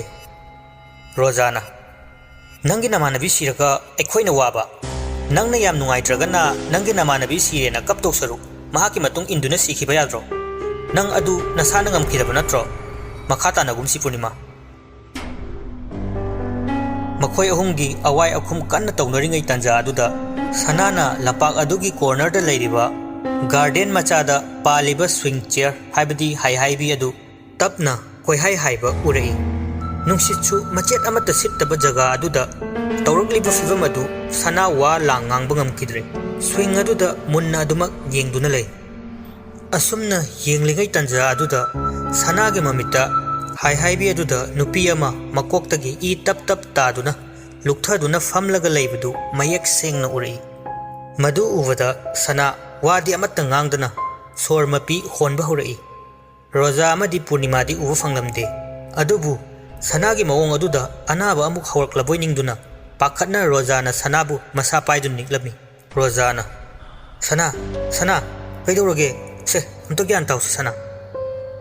सनादी ममित कुप्तना Hibi अदुदा Munna येंगदुना लेरी मखुतना swing अदुदा खुदोंबिना तपना Thillai सनाना तो असिदा लेरे तो येंगो swing the फमलगा लेरे सनागी ममित उरिबा नुपी अदु लुक्थरंबदगी ममाई तपना हाइगलई ममाई लौफम खंगद्रबा ईना पुलुप लुपलबा थाजगी सक्तम मानबा अदु ममित ngौरोक ngौना ममित याउदबा अमगी मतौकुमना हाइगलई मदु उवदा सना खंगलाउ लाउरमलगा मफम अदु थादोकलमलगा खंगचेन चेनखी रोजागा पूर्णिमागदी सनागी मतौ अदुदा मिहुनगा आयौख्रे रोजाना पूर्णिमा की ममांग थादुना सनाबु तानबा चेनखी रोजाना हेक चेनखिबगा पूर्णिमासु तानगे हाइदुना खोंकाप अमा अनि कालकपदा पूर्णिमा की नाकोंग मयादा नासोन पिकना तुंगदगी कौरई इता पूर्णिमा पूर्णिमा थांगलंबा खोंथांगदु चप लेपी तपना मनिंग ओंथोक्तुना हाइबी अदुदा येंगी अदुबु मची करीसु लेंगदे कनासु उदे वखल नरक खंदुना ममाइदो अमुक लैदुना चटके तौबदा तुंगदगी अमुकसु हाइरई इता कौरकलिबा खोंजेल अदु थाजगी खोंजेलनि हाइबसी मयेक सेंगलई पूर्णिमा अकीबा पोकलबसु महाकी नुक्सिजबी ममानबी थाजगी खोंजेल ओइबदुदा उनिंगबना जगह अदुगी अकोइबदु कोयेंग येंगदुना थीरी मथमोइदा नुंगाइतबना योमलबा पूर्णिमा अदु लंपाक मयाई अदुदा लेप्तुना लेई हाई हाइबी अदु तपना तपना लेंगबा होरई हाइरिबा अदुदा पूर्णिमा अदु मुन्ना येंगदुना लेई वखल अमदा ताउदुना लेख्री लेंगली पालेबा पुमनमक चप लेपखिबखुम तौई नुसित फाउबा मचेत अमत्ता सिटखिदे सनाना चेनख्रिबा अमदी रोजाना तानखिबदु फाउबा काउथोक्तुना ममित्ता थाजा अमदी महाक्का मतम अमदा हाई हाइबी अदुदा फमिन्नदुना सानखिबा वारीसिंग मिटमांगदा मयेक सेंगना उरई निंगसिंगलक्पा थाजना पूर्णिमा इबानीसे इचिन इनावबो ओइरमदि फदौनिको पूर्णिमाना इस ओइसिदी इचिन इनावदेबु हेलेने खोनिना थाजना होइबा अदो सुम हाइबनिदा हयेंवाय युंगा पानग्रगा लापनाखिदोइसे कपनिंगिको पूर्णिमाना याम नुंसिबै टाइपता फागी तौबनिदा कपचेतपि अमु कपखिनी पोकमिनजसु अखोय अनिदी असुक याम लुन तिनैसिदी we are sisters from different mother हाइदुने थाजना पुंसी जुप्पा तिनसिको हेक काउनरदी आइडी यारोइदबनी अदोइता आइडी हंदक्तगी अखोयनी क्लास पुलरोय खनबदने वखलगसु याम नुंगाइति तुम्बगा यादेबो पूर्णिमाना अदुइसु क्लास नकनैसिदी अदुम पुंदोय लैसिबु क्लास अमा खक्तनी कानरिसे होय नुंगबुदि नुंगाइति यामना थाजना खंगदेता इवानीसे हंदक्ति लापनाखिदौबगी फिल अमा इतौ तौवे फागी फागीदगी सुम लापनाखिदौबा माले सुम क्लासु तामिनद्रबनिना पूर्णिमाना अस नंग सिदीबा क्लास तामिनद्रगा हेक्टा बेस्ट फ्रेंड ओइबा यादे हाइबा लेब्रो कावे सरप्राइज अमा पीगेबा नमितम तु इसलुने थाजना कईगिनो हाइसे होय होय उइसिलगे पूर्णिमाना नखुतिंग थोने थाजना होय होय से पूर्णिमाना पॉकेटगी हैंड ब्रेसलेट अनी खक पुथोक्लमी अदुगा अमा थाजगी खुदांगदा तपना सिजनबिरमी पूर्णिमाना सी मांगहनबा यारोइको इबानी काउनदनबा नंग अमुक सिजनबिरो अइंगोंदा असुमना मखुत अनीदा ब्रेसलेट सिजनदुना स्विंग अदुदा नुंगाइना फमिनदुना हाइरी थाजना अदोइता अखोयनी से बर्थडे सु चप माने पोपसु माने चही सु माने याम ngaktro पूर्णिमाना सिरसु पुन्ना सिमिनदोइनी कैनो थाजना नंगबु ngamjagadrane पूर्णिमाना ngamni he aduga lairebaktasu amu laiminaraba break लोइबगी बेल मखोंदा पूर्णिमा दु ज्ञान तारई ममित्तगी मपी सिंथरई थाजना महाकपु सेनबिरिब्रा नत्रगा महाका पुन्ना सिबिनदी हाइदुना वारौख्रबा जाला हाइदुना असुमना निंगमदना लेपलगा लै मखुत्ता सिबा ब्रेसलेट तुबु चेतना पाइसिंदुना क्लासरूम रोमदा तपना तपना चंगलई पूर्णिमाना थाजगी क्लासरूम अदु फाउदुना महाकी क्लासरूम तमना लाकली महाकना हेक क्लास अदु लांथोरकपदा थाजगी फमफम अदुदा थाजा फमदुन लेहौबगी ममी सामी ओइना फट उरई पूर्णिमा चलंबदगी चप लेपलगा तुंगदा फट हल्लगा अमुक येंगी क्लास अदुदा अमुक मनिंग हंदुना येंगलुबददी करीसु उब फंगदे असुमना वखल तौना तौना निंगमदना मागी क्लासरूम तमना चंगलकपा मतमददी सनादु कप्पा लाउबा तौदुना लैरमी सनाना आई किए आइबु अमता कनबियो रोजा बाय आई याम कीरे साट्री मयामना सनादु योमसिनदुना लैरंबा उबदा पूर्णिमा पाखतना सना तमना चेंसिलई रोजाना सनाबु कोंदुना थमलमले ओजा मखैसु पाउ तानरक्तुना कोइचेन चेनै पूर्णिमा चंगकपा उबदा सनाना मखा तारई सनाना पूर्णिमा नंगी नतुंगदा लैरे तु आइबु माना हातोरे येंगो एंगोंदा नोक्सिलैसे आइबु अमुत कनबियो पूर्णिमा सनागी मतौदुदा छात्री अतैसिंगसु कीबा फाउनरई पूर्णिमाना चंगलकपा उबदा छात्री अमना पूर्णिमाबु लाक्तना इंथुई अदुगा मसमदु पाइदुना लाक्तना चिंगी छात्रीदुना पूर्णिमा थाजना सिरिबसे नंग मरम खंगलमगनी नंगना लोटलिसी नंगना हालिरा हा हुजिक्ति कॉलेज से अकी खंगाक्ता गाइरे नंग खुमो हाइबने पूर्णिमा साउना खुमलई वाहिदो कनमल्ली आई थाजगी मरमदा करिमता खंगदे थाजा आइगा लुना तिनबिनी अइना मा कई मरमगी हाकदौरिबनो आइबु ससा थादो आई वायाम ngangalakanu तंजा अदुदा सना कपना कपना nganglai पूर्णिमा बु फुबिगनो नोय से रोजा अमता खामलुसु थाजदो मसा मथंत सुसाइड तौखिबनी करीगी पूर्णिमादा ताइनरिनो थादो मयामदु मही मही साउनरई कईगुंबा खरा लोसिल्ले हाइदुना रोजा सना अमदी पूर्णिमादा ओनसिनदुना ngangnarei छात्र अमना नखोय अहुम सोइदना खंगलमगनी लोटपने खोइदा ngangnarakliba wahi wata singduna रोजा सना अमदी पूर्णिमा हुमफम खंगनखिदे अदुबु सनाना मयाम चिंगनबा कोकनबा हाइदुना हाइजिलई सनाना अइना चिंगनबदुदी थाजदो लैसा लैसाना मिरोलई हाइबनी मदुगिदमक महाक नुंगाइतबा लेखिबनी अदु खक्तनी खंगहौबा मा सिनिंगे हाइदुना तत्तना हाइ अइना पूर्णिमादा नोमतम थोखी वरीसे मयामदा हाइबदा फजदबदगी अइखोय थाजगी खल्लगा हाइगिदबनी सनागी वहीसिंगदु ताबदा पूर्णिमा पुंगंगई मसादु स्वाइ लौखिबा खंगदे मसादु पाखतबा पोगलई सनागी वहीसिंग अदुदा मयाम खरा अमदी थाजनखि खरा अमदी थाजनदबसु यावी ओजा लाकपदगी मही मही तपथनै तुमिन तुमिन लैनख्रे क्लासु हौबगी मतम ओइबगा मया मागी मागी फमफमदा फमनदुना लेक्चर अदुबु ताबा हौरई असुम तौना मयाम क्लास तौबा हौनख्रबा मतुंग क्लास तौना तौना पूर्णिमा सनादा वा हंगलई पूर्णिमाना सना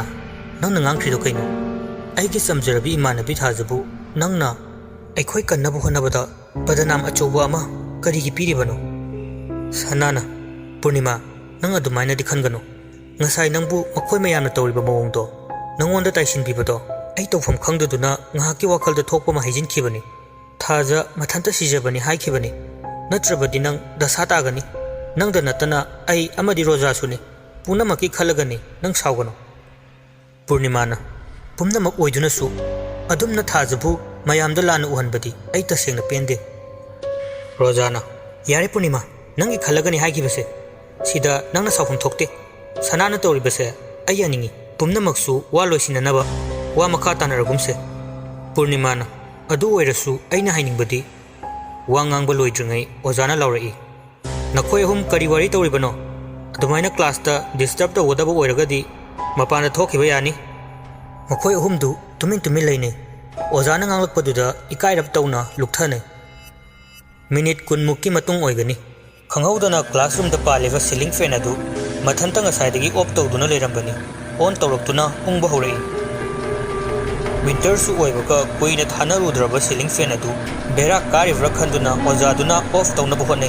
ऑफ तौरबो मुलु याद्रबदुददी खंगौदना उंगलकलिबा फैन अदु कदोमदगी कमदौननो पालिबा नटसिंगदु पाइथोरक्तुना फैन की विंग अहुम अदु पाइथरक्लगा ngasai पूर्णिमा बु इंथुदुना फुविरंबा कॉर्नर द फमलिवी साट्री अदुगी मकोकता यानथखि अमुकसु पाइथोख्रगा नाकंद पालिबा थोनाव अदु ग्लास द विंग अदु येसिंदुना काइरबा ग्लास मचेत अमना कापथोरक्तुना साट्र अदुगी ममित्ता मुक थिनखि ममित्तगी ई ओरो ओरो ताना खुदक अदुदा साट्री अदु फिवम काइबा मवोंगदा वानथरखि खुदक अदुदा साट्री सिंह खंगदुना लाउबा साट्री अदुगी फिवम उबदा पाखतना ज्ञान मांगबा कपनाबा लाउनबना pick थन्ना निनख्रे मयामदु कोइलाउ लाउनदुना मपालोमदा चेंथोकपा हौनरई तंजा अदुदा सनासु पाखतना ceiling मथक्की fan पानफम मयाइदा Mopa Chanana यंखलुबदा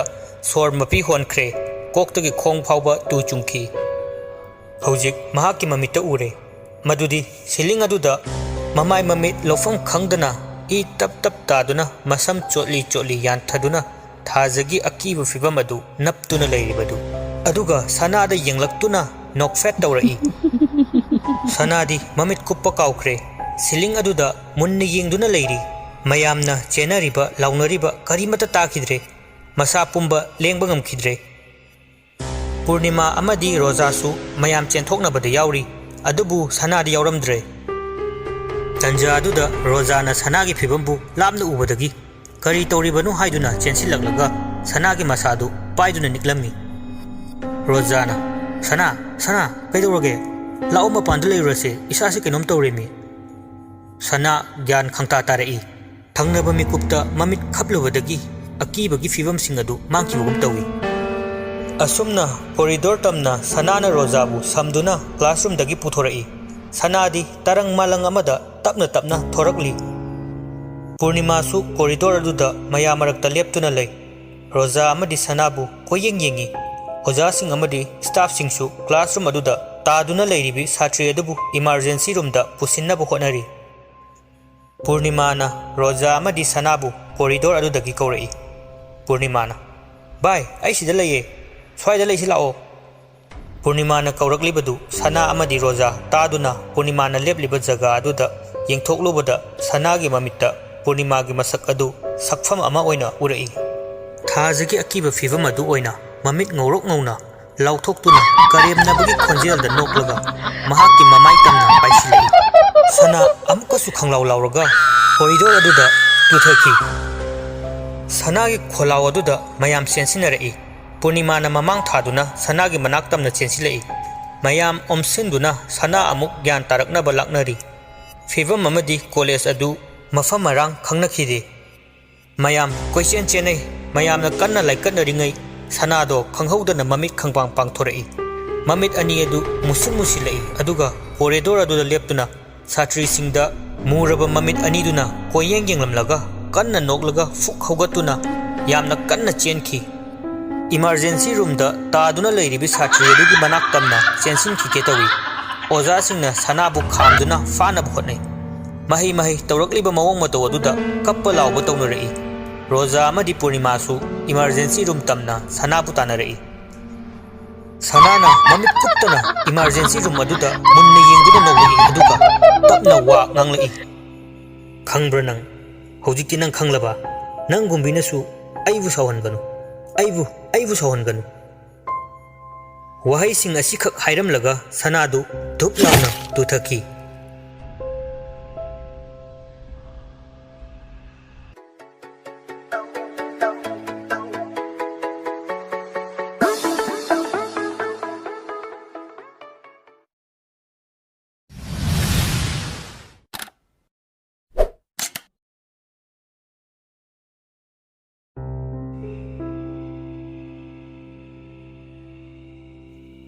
सना इमरजेंसी डोर अदुगी ममांगदा ज्ञान मांगदुना ताख्रबा मतुंग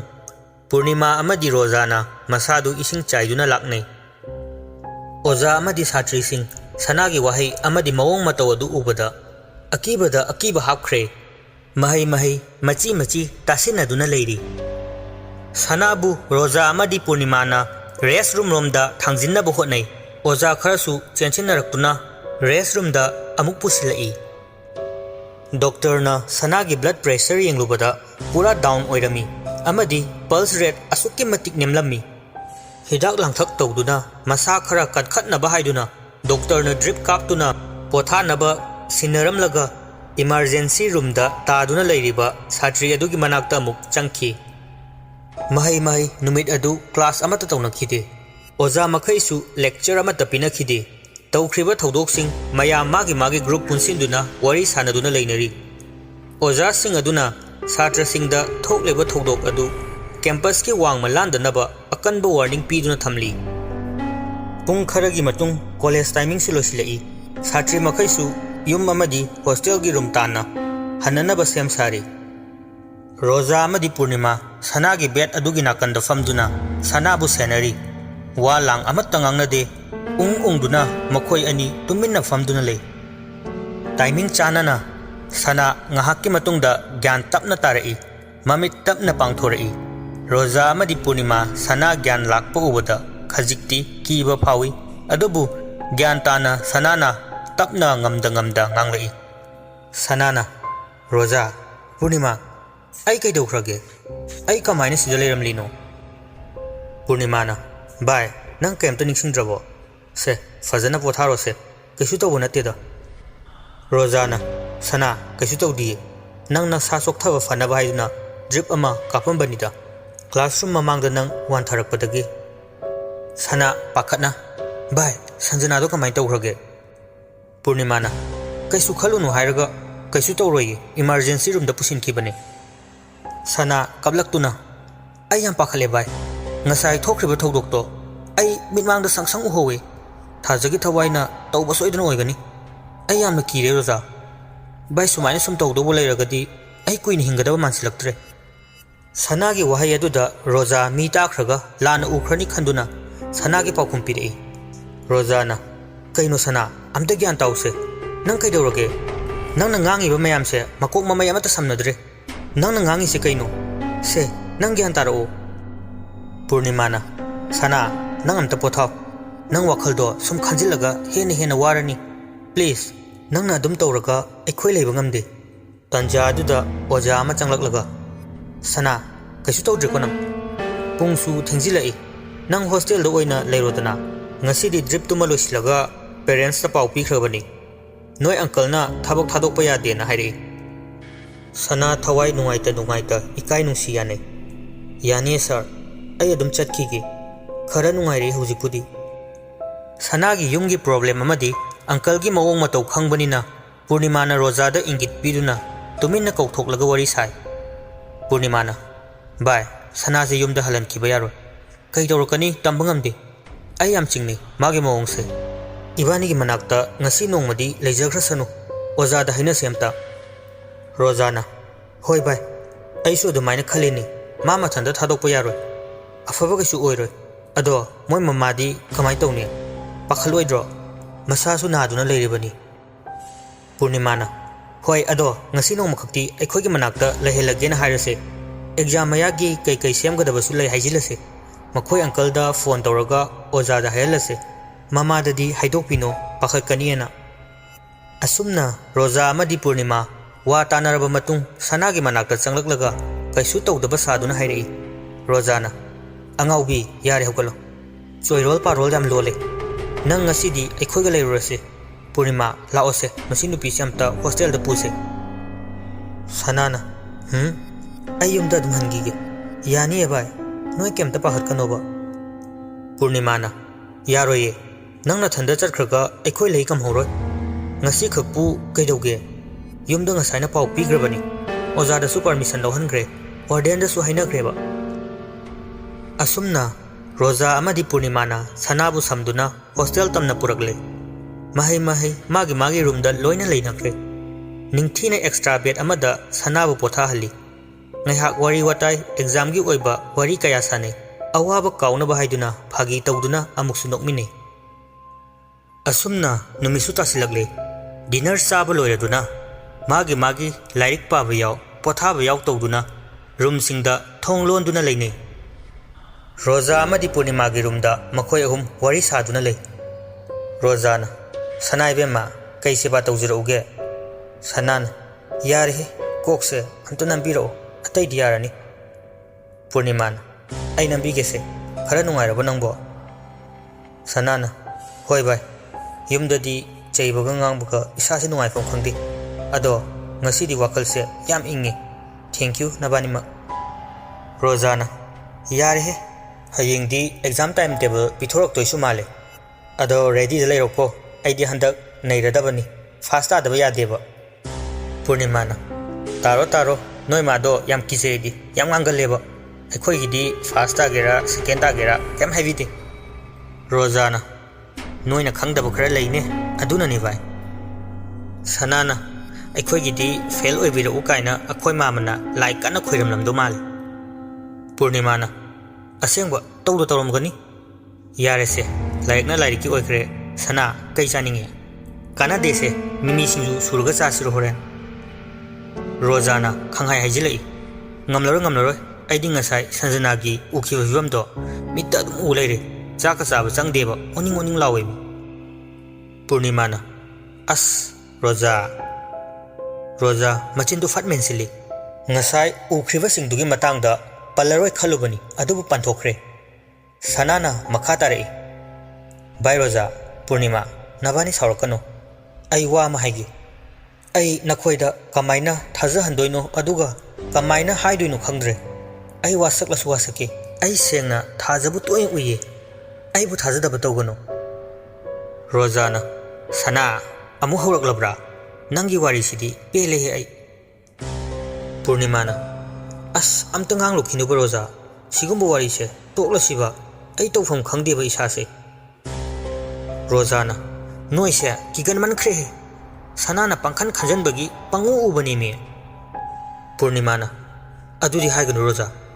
आइसु अदुमक थाजा लेबगी साहुम मरक मरकते हे फावे अदुंग ngasi तौरे फिवमदु येंगो रोजाना अस सीलिंग फैन दो नातई चादना पालंबगी नेमी पूर्णिमाना ऐसु चिंगनै करमना हेक्ता ऑन तौदो फैन दो अदुक कन्ना उंगलगा तत्तना तारकदोइनो नंसु खंदना अमते येंगो सनादु पेरी पेरी हाइरे रोजा आई तसेंगना उई नंगना असु यामना हाइबदा ताद्रिसि कइगिनो अइना तारिबा अवाबसे नंग ओइरमलदि नंग कैदोगनी रोजाना अस यारे आई अमते पोथागे तुमजहौरगे बिटका लैकी वारीनेना पुंगदो अमते येंगो 10 मखाई हेलबने पूर्णिमा नंसु तुमो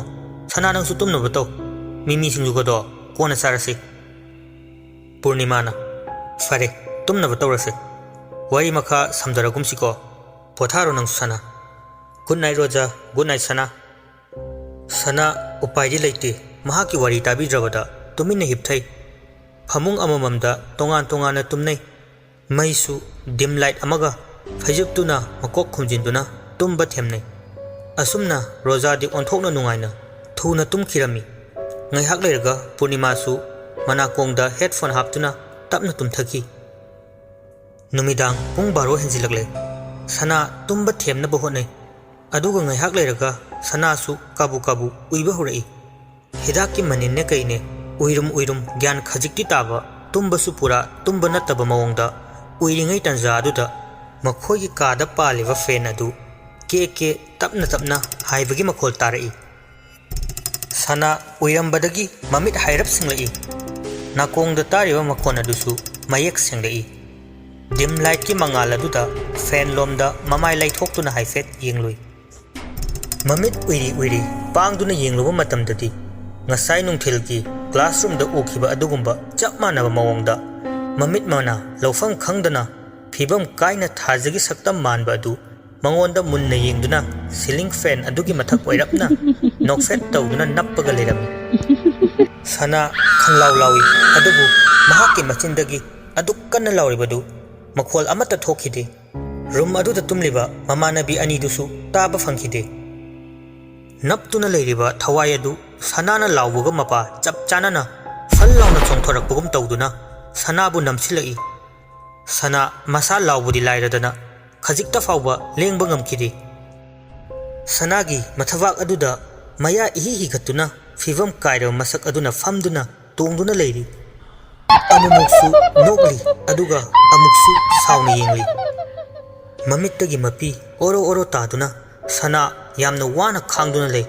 सना ngaihakki matungda sor sangna yam wana kholamlaga mamit tapna usinki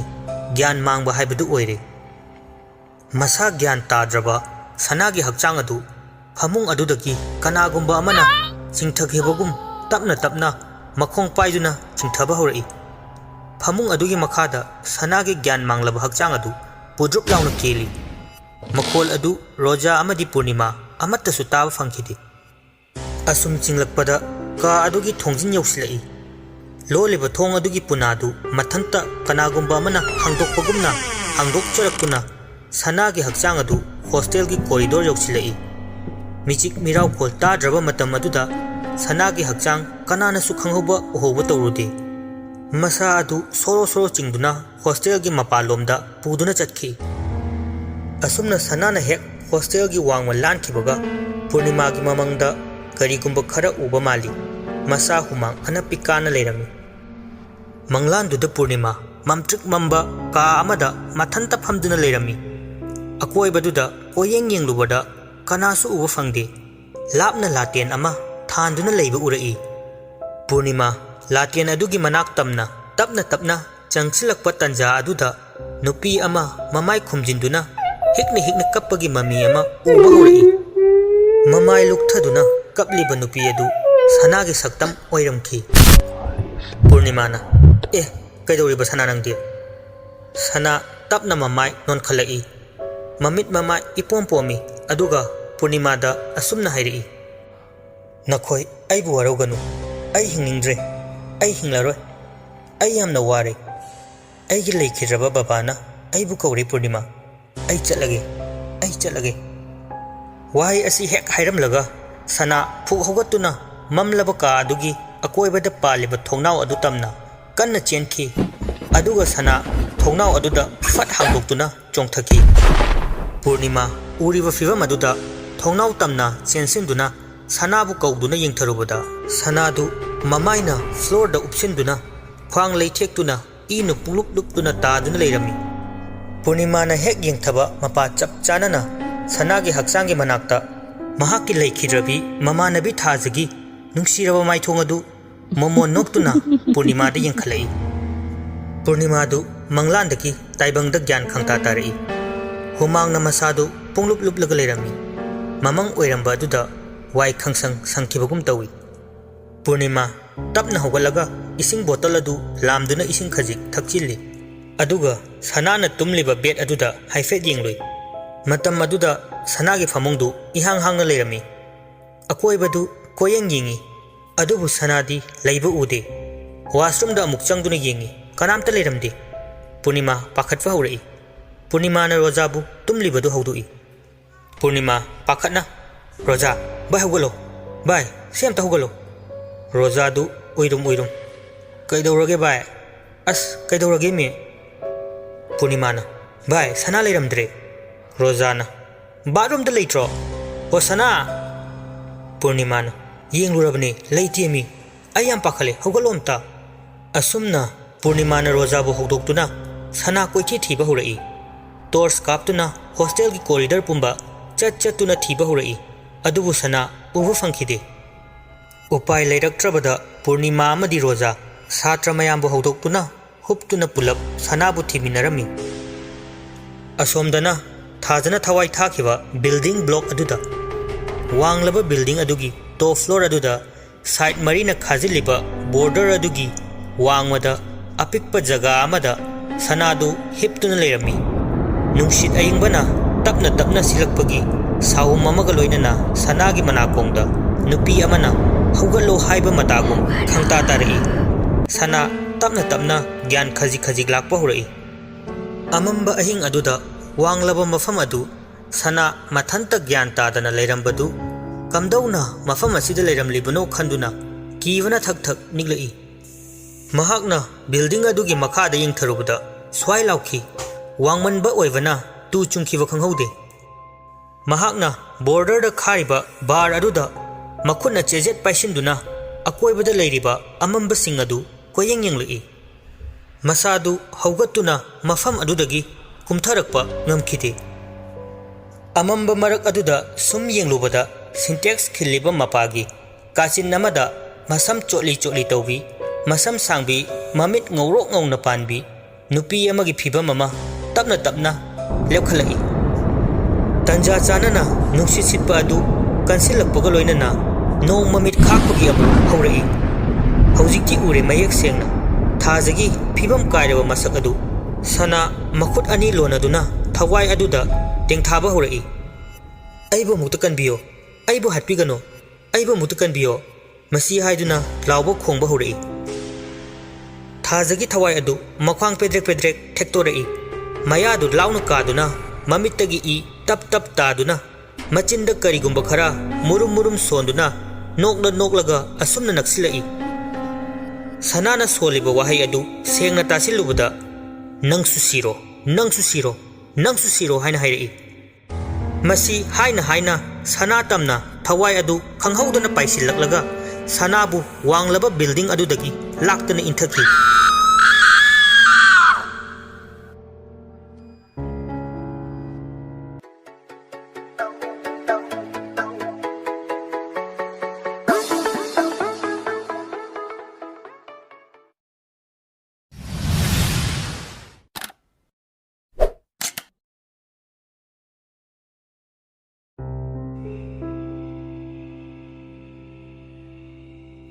सनाबु मांख्रे हाइदुना मयाम चंगदुना कोइथि थिनरिङै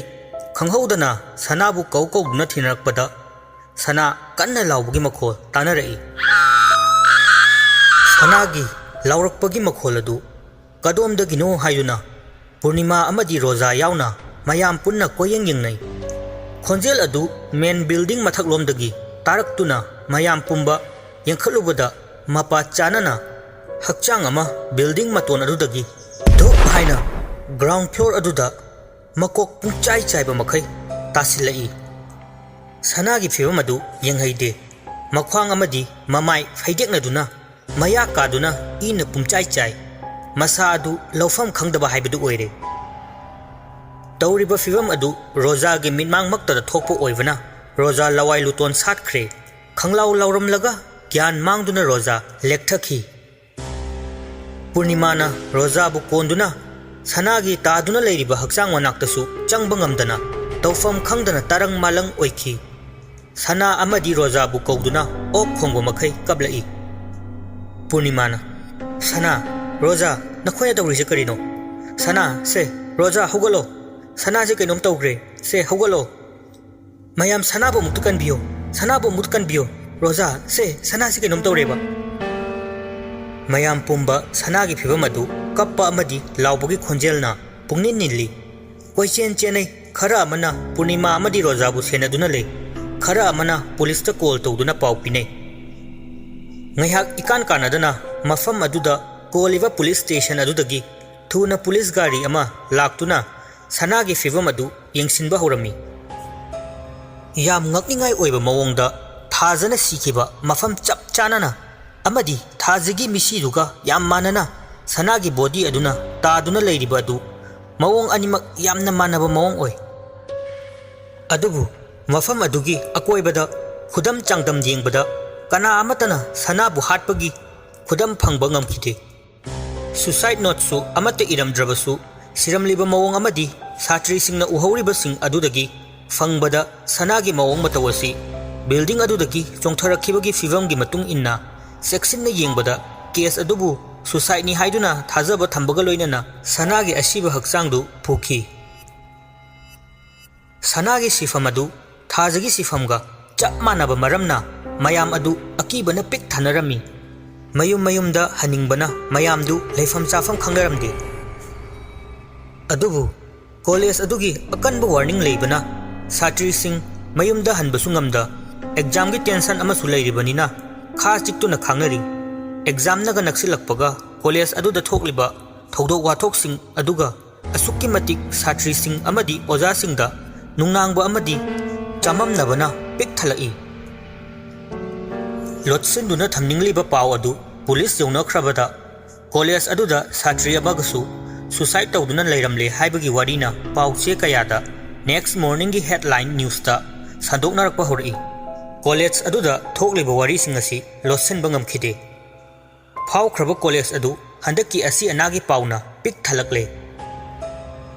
mahi college aduda tamliba aduga hostel duda leiriba satri singi parents sing mayum da thamjarage matam kharadi suti thabiyu haivana tingba akanba pressure kaya numit aduda lakhi college aduda parents singna chikna chaina bangamdana thomjilakhi upai leitraduna college ki authorities sing kupna khanaraba matungda amukasu khudak adudagi hafta ama suti lauthokhi aduga 10 days ki matungda haugadoriba exam adu nangnanaba lakpinaba haina hanna laukhi asumna satri sing magi mayumda loina hanarami college adu pumchik chikna naitom tana lehore numit adugi numit yungba matung sanagi mayumda sanagi poloi nabagi haiduna pangthokpa hokre roja amadi purnima sanabu kauduna kapchai sanagi mamasu leikhidrabi machanupibu halakho haiduna law khongduna kapli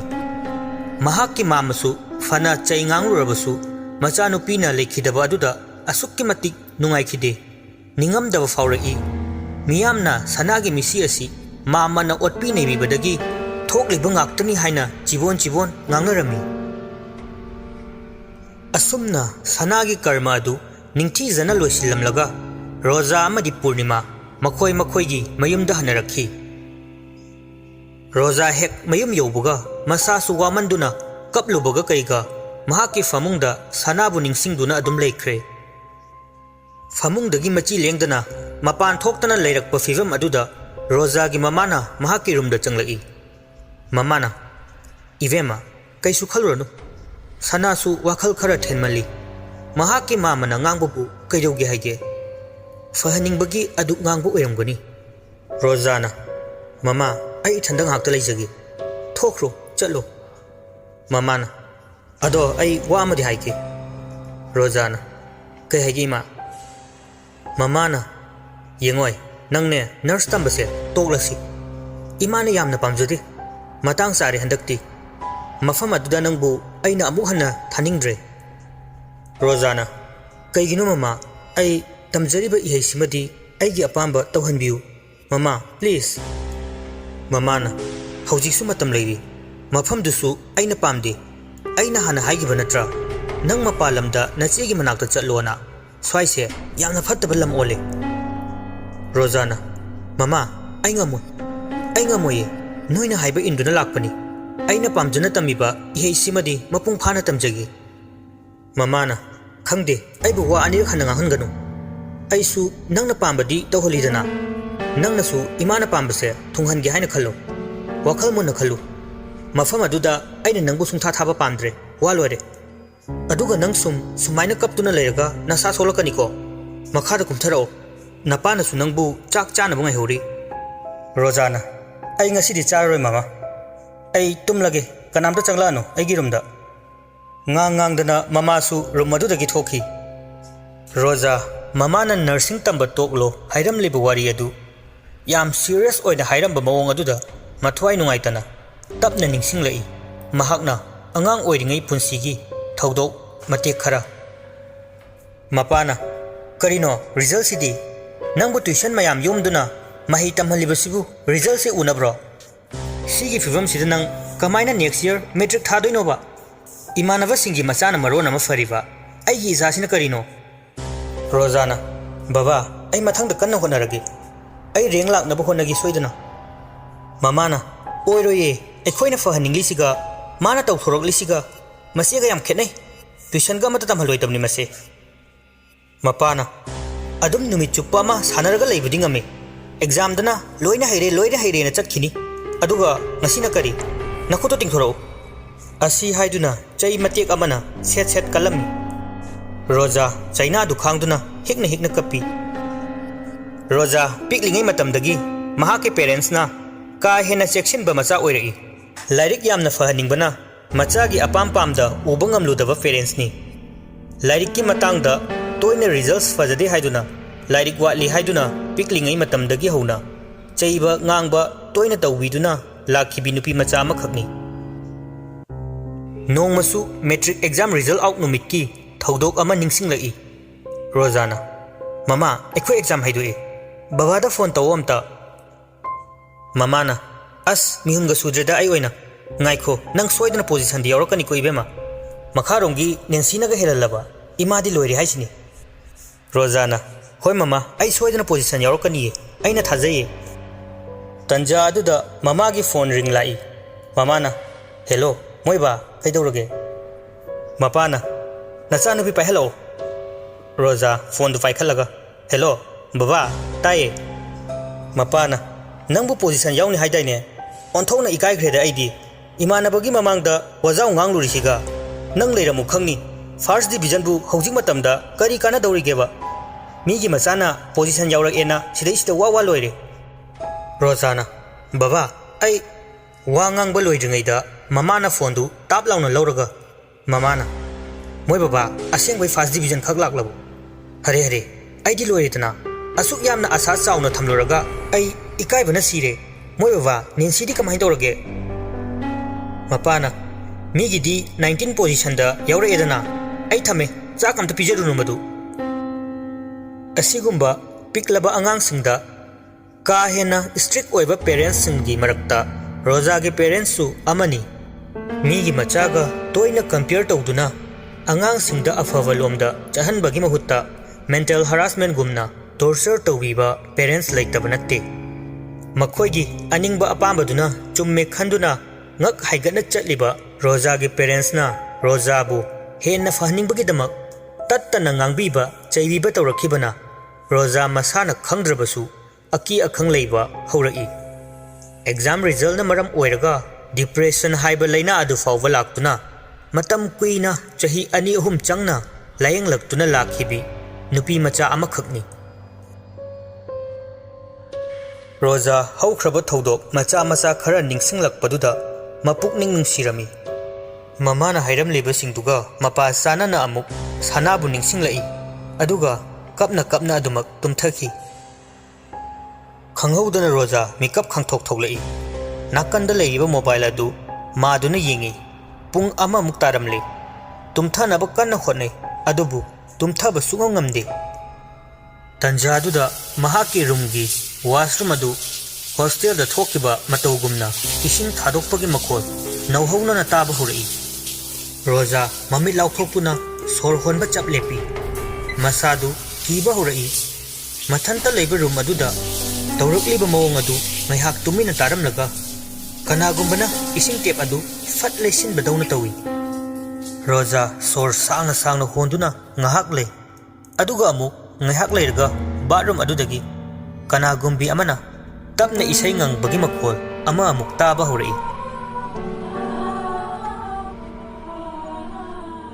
lepa leitana nupi adugi khonjel adu roja gi nakongda yeiduna leirare roja tumlambadagi fuk haugalai nakanda thamliba table lamp adu kina makhuna tapna maduna fat thangali mahakna mai hek thalakpaga isai ngangbagi khonjel adusu chap lepkhi roja room adu sinba thungna koyeng yengi bathroom adu da changduna yengning labasu yengbadi ngamlamde ngaihak leiraga amu haurai bathroom da kanagumba amagi khonjel da isai ngangliba adu roja room adu da kuina leirabadi mahak soidana karigumba kharari thoklani khanduna mahaki mama amadi mapana tumliba room adu da chatningbagi damakta kina mahaki bed adu dagi kumtharai aduga room adudagi tapna lakpa hui roja mahaki room gi thong adu makol thokhandana tapna thingjili aduga staircase mapa yausilai lakliba lambi adusu nungdang oivana light off tawduna thamnabagi pukmam mami rojana makhutta pairakliba mahaki mobile phone gi light tuna kap tuna lai staircase adugi makhada karigumba makhol ama thokpa hurai crack launa stair aduda kanagumba ama kakhalakpagum sahum phangi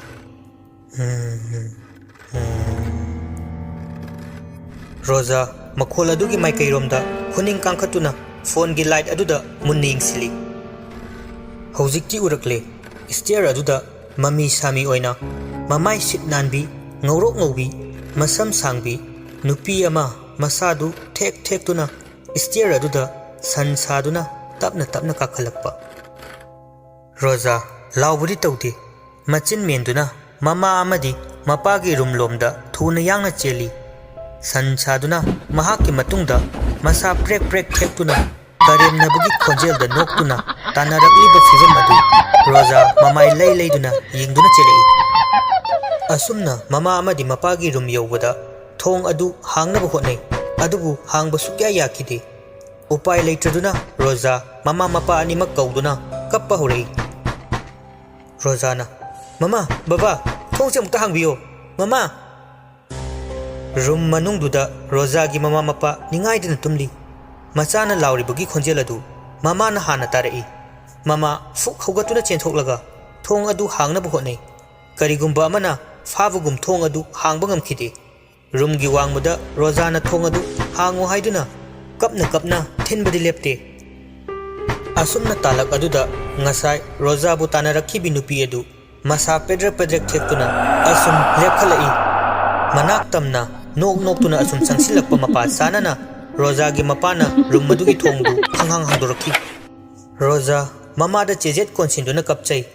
but tamnari haiduna ahing aduda roja koilau laukhi tawrakliba roja gi mawong adu mama mapa animak matha sarai piklingaida nakhiba depression adu amuk nauhauna na horaklibra natraga karino haina chamamnaba amadi phaurai ahing aduma mama amadi mapagi roomda tumnaba sem sai mama na rojabu ponsin biduna tumhannabu hotnai mapa na room aduda thariba sofa aduda hipthaki ngaihakki matung roja gi mapadu tumthakre mama su rojabu kona adumak uitharai nongalam dai oisilakle ngan badi natri roja gi mama mikap thoklai mahakna mikap tholakpada roja bed aduda leiramkide mama swai lawi roja gi mapabu hodoi mamana moiba इचा लेरमद्रे अमता हुगतपियोसे मपाना हा washroom दगा चंगद्रो फजना अमता येंगो हाइदुना फुक हौगलाई ममाना लेहौदिए आई येंगलुरबने लाओ अमता थीसिमी आई इसासे पाखतपना कैनोम तौरेबा असुमना रोजागी mama Mopa अनिना का चंगदुना रोजाबु थीरई का अमतदा लेरमखिदे अदुबु मखोइना yum अदुगी मपानदा थोलक्तुना येंगलुबददी रोजागी mama Mopa अनिदु स्वाई लावी अमंब मरक अदुदा रोजाना सुमांग मतोन अदुदा खुरुक हुद कुलगा मया इहि हिगतना जगोई सादुना लेरमी ममा मपा अनिदु मसा नुपीगी फिगम अदुदा पाक हेक संगसिनबा कीबा हाइबदु पोक्लमी मखोई अनिना येंगबगा रोजाना येंगलकपदुगा मपा चानना मिचानरमी रोजा कबलक्तुना बाबा मामा आइबु मुद कनबियो आइबु माना पुनी हाये अमता कनबियो असी हायरगा मखुत्ता जगोई साबदी सुलेब लेपते मिकुप अमदा अमु रोजाना नंगी नजानबी फत्तबीसे थवाई चाथोके रोजागी ममादु मसा थक थक निगलई मची लिंगबा ngमखिद्रे रोजागी मपाना थंगनबा इमुंग मनुंगसिंग कोइकौ कौई नोंगालमदाय अदुदा मयाम चेंथोंगनरक्तुना कुमहैगुमना येंगनरी रोजागी फिबम अदु लाई ओकनबगुंबा अमा सोइदना ओइगनी खंदुना लैकाय अदुगी अमाइबी अमा खुदक्ता कौदुना येंगहन्नबा थौरांग तौई माइबी अदुना हेक रोजागी मयुंगी कोंथोंग कांसिलक्पगा रोजागी ममित खाना येंगलई अदुगा सावरंगना नोकलगा ngang hei narai thalaga chaba ngamba mini aran bada dingakpi bangamo thawai du chathokani thawai chage maivi aduna tairen paiduna roja gi masa pumba kanba hurai tairen aduna kanbada roja khangsau saurai masa du pedrek saru yaudaba amagum thekpa hurai hoisinduna yengnari ba mipum khuding akiba gi masak oihelle maivi aduna chalo hei nahan famda hallo nate famda tero su taibang miga samnaba yade su nahan famda hallo nate famda tero tairen aduna roja gi mamai mamit khangdana fat kansilli roja na khanglaw lawrai ai roja pudana chaloi ai halloi roja gi mama kaptuna kasin namada masagi matau yengba ngamtraduna tengthaduna leiri अरोइबदा अमाइबी अदुना यांकोक पुथोहंदुना अरेब पोचै खरा सिनलांगहंदुना मैजाउ थादुना पूजा तौबा हुरई रोजागी अकोइबदु मैना कोइसिंदुना लंग अहिंगबदुना करिगुंबु खरा सोंदुना थमी माइबी अदुना मैजाउ अदुदा थुम खुजोक पाइदुना चाइसिनबा हुरई हेक मदु तौरुबदगी रोजादु लैमाई अदुदा थरो ओनबा हुरई मसादु असाब मैसा मन चाकपगुम हुमांग अनपि कांगदुना अवा सैना खांगबगुम लावब खोंब हुरई असुमना पूजा अदु पुंखाय अममुक लाई खुरुमलब मतुंग अरोइब ओइना लेमहौरिब थुम खरा अदु रोजागी हक्चांगदा चाइसिनबदगी रोजागी हक्चांगदगी करिगुंबा अमा पाइथोखिबगुम मयाम अदुदा सामिल फंगलमी हेक लोइसिनबगा रोजादु ज्ञान मांगदुना लैमाइदा तुमथकी माइवीना हौजिक्ति आइना ngamledana से इबेमसे कैसु तौररोय इसिंग खुजाइसिना नुंगतिगे मकोक्ता नांथबियु अदुगा लंग असिना मबुक्ता सिजिनबियु हौजिक्ति वाबगी पोथारिने नोय खरा तौरगा फमुंग दमता पोथा हलुसो कैसु तौररोय फत्तब लाई इनबनी फरे आई चलुखिगेगो माइवी अदुगी वाहिदु ममा मपा अनिदु वखल खरा नेना ताई महाकी नर्सिंग तमफम अदुदगी सोइदना ओइगनी खंदुना अमुक हन्ना नर्सिंग तमफम अदुदा चटहलरoi हेदुना वारेपनरमी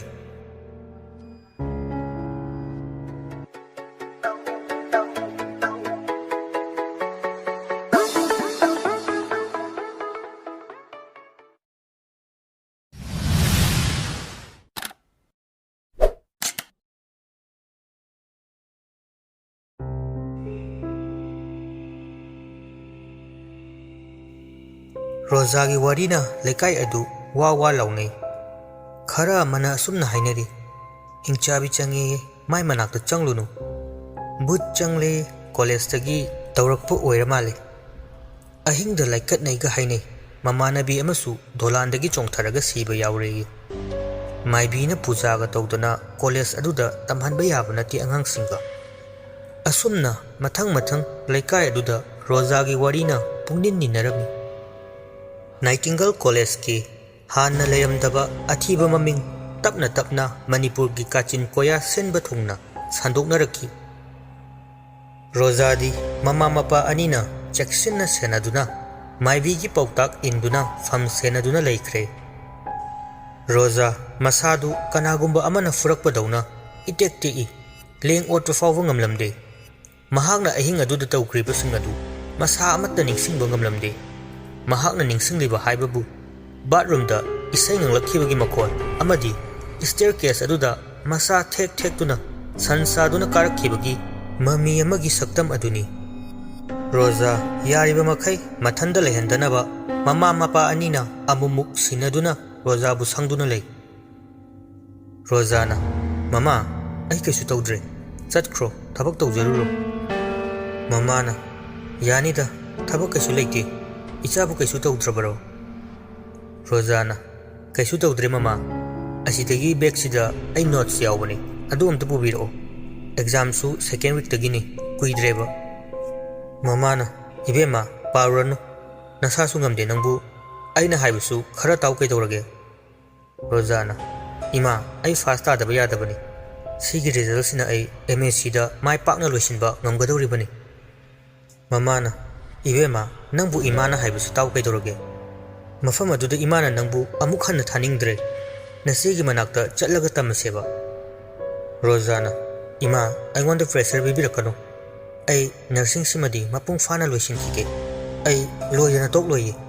ꯏꯃꯥꯒ ꯕꯕꯥꯒꯅ ꯄꯥꯝꯖꯕ ꯀꯣꯂꯦꯖꯀꯤ ꯇꯣꯞꯄꯔꯗꯣ ꯑꯩ ꯑꯣꯏꯗꯣꯏꯅꯤ ꯌꯦꯡꯉꯣ." ꯃꯃꯥꯅ, "ꯈꯟꯅꯈꯤꯁꯦ ꯅꯣꯏ ꯕꯕꯥꯒꯁꯨ, ꯑꯩꯒꯤ ꯑꯣꯏꯅꯗꯤ ꯅꯪ ꯁꯨꯡꯆꯠ ꯆꯠꯍꯟꯅꯤꯡꯗ꯭ꯔꯦ, ꯑꯦꯛꯖꯥꯝꯗꯣ ꯅꯪꯅ ꯊꯥꯗ ꯌꯥꯗꯦ ꯍꯥꯏꯔꯒꯅ ꯁꯤꯗꯒꯤ ꯅꯪꯕꯨ ꯊꯤꯟꯗꯣꯛ ꯊꯤꯟꯖꯤꯟ ꯇꯧꯕ ꯇꯥꯕꯅꯤ." ꯔꯣꯖꯥꯅ, "ꯀꯥꯏꯗꯒꯤ ꯏꯃꯥ, ꯂꯝ ꯑꯁꯨꯛ ꯌꯥꯝ ꯂꯥꯞꯅꯕꯁꯤꯗ ꯅꯨꯡꯇꯤꯒꯤ ꯑꯦꯛꯖꯥꯝ ꯀꯃꯥꯏꯅ ꯆꯠꯇꯣꯏꯅꯣ?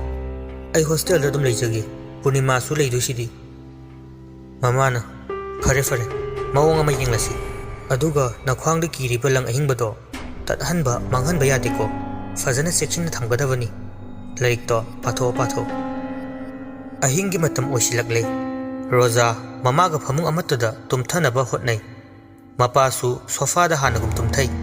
ꯇꯨꯝꯂꯝꯗꯥꯏꯗ ꯃꯥꯏꯕꯤꯒꯤ ꯏꯁꯤꯡ ꯑꯗꯨ ꯃꯀꯣꯛꯇ ꯅꯥꯟꯊꯕꯤꯗꯨꯅ ꯃꯣꯟ ꯁꯦꯡꯅ ꯇꯨꯝꯅꯈ꯭ꯔꯦ꯫ ꯄꯨꯡ 3 ꯇꯥꯔꯝꯗꯥꯏ ꯑꯣꯏꯒꯅꯤ꯫ ꯈꯪꯍꯧꯗꯅ ꯌꯨꯝ ꯑꯗꯨꯗ ꯄꯥꯜꯂꯤꯕ ꯋꯥꯜ ꯀ꯭ꯂꯣꯛ ꯑꯗꯨ ꯑꯁꯨꯝ ꯇꯤꯛ ꯆꯠꯂꯝꯕꯗꯒꯤ ꯆꯞ ꯂꯦꯞꯄꯤ꯫ ꯑꯗꯨꯒ ꯔꯣꯖꯥꯅ ꯇꯨꯝꯂꯤꯕ ꯕꯦꯗ ꯑꯗꯨꯒꯤ ꯃꯥꯌꯣꯛꯅꯕꯗ ꯂꯩꯔꯤꯕ ꯗ꯭ꯔꯦꯁꯤꯡ ꯇꯦꯕꯜꯒꯤ ꯃꯤꯔꯔ ꯑꯗꯨꯗ ꯃꯨꯁꯨꯛ ꯃꯨꯕ ꯐꯤꯖꯣꯜꯗ ꯃꯃꯥꯏꯈꯛ ꯉꯧꯔꯣꯛ ꯉꯧꯅ ꯃꯃꯤꯠ ꯄꯥꯟꯗꯕ ꯑꯃ ꯔꯨꯝ ꯑꯗꯨꯒꯤ ꯀꯥꯆꯤꯟꯗ ꯐꯝꯗꯨꯅ ꯂꯩꯕꯒꯤ ꯃꯃꯤ ꯑꯃ ꯇꯞꯅ ꯇꯥꯔꯛꯏ꯫ ꯔꯣꯖꯥꯒꯤ ꯃꯅꯥꯛꯇ ꯇꯞꯅ ꯆꯪꯁꯤꯜꯂꯛꯄ ꯍꯧꯏ꯫ ꯊꯥꯔꯤꯕ ꯀꯥꯡꯈꯜ ꯑꯗꯨꯒꯤ ꯋꯥꯡꯃꯗ ꯃꯈꯣꯜ ꯌꯥꯝꯅ ꯇꯞꯅ ꯀꯧꯕ ꯍꯧꯔꯛꯏ, "ꯔꯣꯖꯥ, ꯍꯧꯒꯠꯂꯣ." ꯔꯣꯖꯥ ꯃꯅꯥꯀꯣꯡꯗ ꯀꯧꯔꯛꯄ ꯑꯃꯒꯨꯝ ꯃꯃꯤꯠꯇꯨ ꯉꯥꯎꯔꯤ ꯐꯥꯛꯂꯤ ꯇꯞꯅ ꯄꯥꯡꯊꯣꯔꯛꯏ꯫ ꯃꯍꯥꯛꯅ ꯃꯃꯤꯠ ꯄꯥꯡꯊꯣꯔꯛꯄ ꯃꯇꯝꯗ ꯃꯍꯥꯛꯀꯤ ꯐꯃꯨꯡꯒꯤ ꯋꯥꯡꯃꯗ ꯃꯃꯥꯟꯅꯕꯤ ꯁꯅꯥꯒꯤ ꯁꯛꯇꯝꯗ ꯂꯦꯞꯇꯨꯅ ꯂꯩꯔꯝꯃꯤ꯫ ꯔꯣꯖꯥ ꯐꯨꯛ ꯍꯧꯒꯠꯂꯤ꯫ ꯁꯅꯥꯒꯤ ꯃꯁꯛ ꯑꯣꯏꯅ ꯎꯕꯅ ꯌꯥꯝ ꯀꯤꯕꯗꯤ ꯐꯥꯎꯔꯨꯗ꯭ꯔꯦ꯫ ꯇꯔꯪ ꯃꯥꯂꯪ ꯑꯣꯏꯅ ꯀꯥꯡꯈꯜ ꯑꯗꯨꯒꯤ ꯋꯥꯡꯃꯗ ꯊꯣꯛꯂꯛꯅꯕ ꯍꯣꯠꯅꯔꯤ꯫ ꯀꯥꯡꯈꯜ ꯑꯗꯨꯒꯤ ꯋꯥꯡꯃꯗ ꯂꯦꯞꯂꯤꯕ ꯅꯨꯄꯤ ꯑꯗꯨ ꯔꯣꯖꯥꯗ ꯅꯤꯡꯉꯝꯗꯕ ꯃꯥꯏꯊꯣꯡ ꯑꯃꯗ ꯌꯦꯡꯂꯝꯂꯒ ꯔꯨꯝ ꯑꯗꯨꯗꯒꯤ ꯇꯞꯅ ꯊꯣꯛꯈꯤ꯫ ꯔꯣꯖꯥꯅ ꯁꯅꯥꯕꯨ ꯀꯧꯗꯨꯅ ꯕꯦꯗ ꯑꯗꯨꯗꯒꯤ ꯀꯨꯝꯊꯗꯨꯅ ꯅꯨꯄꯤ ꯑꯗꯨꯒꯤ ꯃꯇꯨꯡ ꯏꯟꯅꯈꯤ꯫ ꯔꯨꯝ ꯑꯃꯠꯇꯗ ꯇꯨꯝꯂꯤꯕ ꯃꯃꯥ ꯑꯃꯗꯤ ꯃꯄꯥꯅ ꯔꯣꯖꯥꯅ ꯍꯧꯒꯠꯈ꯭ꯔꯤꯕꯗꯨ ꯀꯔꯤꯃꯠꯇ ꯈꯪꯍꯧꯗꯕꯒꯨm ꯇꯧꯏ꯫ ꯇꯞꯅ ꯔꯣꯖꯥꯅ ꯎꯔꯤꯕ ꯅꯨꯄꯤ ꯑꯗꯨ ꯇꯦꯔꯦꯁ ꯃꯊꯛꯀꯤ ꯁ꯭ꯇꯦꯌꯔꯀꯦꯁ ꯑꯗꯨꯗ ꯇꯞꯅ ꯀꯥꯈꯠꯈꯤ꯫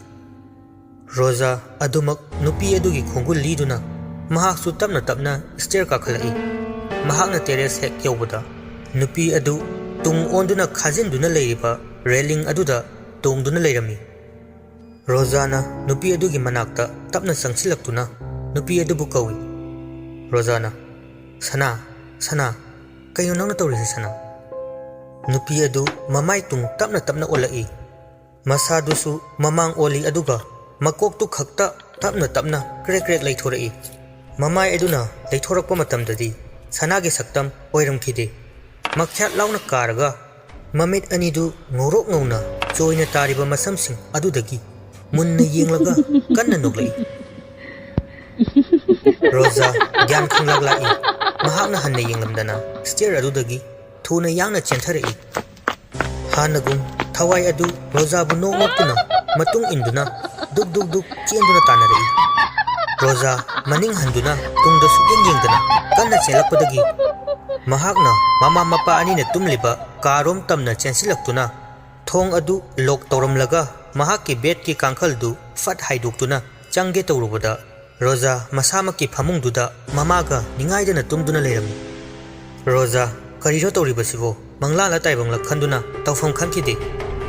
ममागी नाकंदा तुमदुना लेरिबा महाकी सक्तम अदुना कना ओइरिबनो खंखी खुदक्तुदा तुंगलोमदगी नुपी अमना करेमनना नोक्तुना थोंजिन्नदुदा नप्तुना लेरमी रोजा खंगलाव लौरमी अदुगा महाकना ज्ञान तारकपदा ममा अमदी मपा अनिना इसिंग चाइदुना हौदोरखी ममाना इबेमा इबेमा कैदौरगे नंबो हौगलोसे रोजाना हाँ इमा आई मंगलाकना रुरबा माले ममाना होइने आइने मिकअप थोलकपदा नसादु फेरे फेरे हाइरगा लेरमी इस इमादी पाखलुरेदना रोजा वारीदी तमथोक्तना कैसु तौद्रे हाइदुना तुमिना लैसिंदुना अमुक हिपथरखी असुमना रोजागी ममंगदा नुंटीगी थवाई अमना लक्नबा ओटपा कया अमा तौदुना तुमफम चाफम खंगदना येतुना लेरखी रोजा ममित मिखा मुसिन मुसिलखी तुमदवना मसादु सोक्सिलक्पगी ममी तारखी असुमना नुमित खरा हौख्रे नाइटिंगल कॉलेज की रीओपनिंग की नोटिफिकेशन लाक्तुना महई महई एग्जाम की लाक्नबा हौरक्ले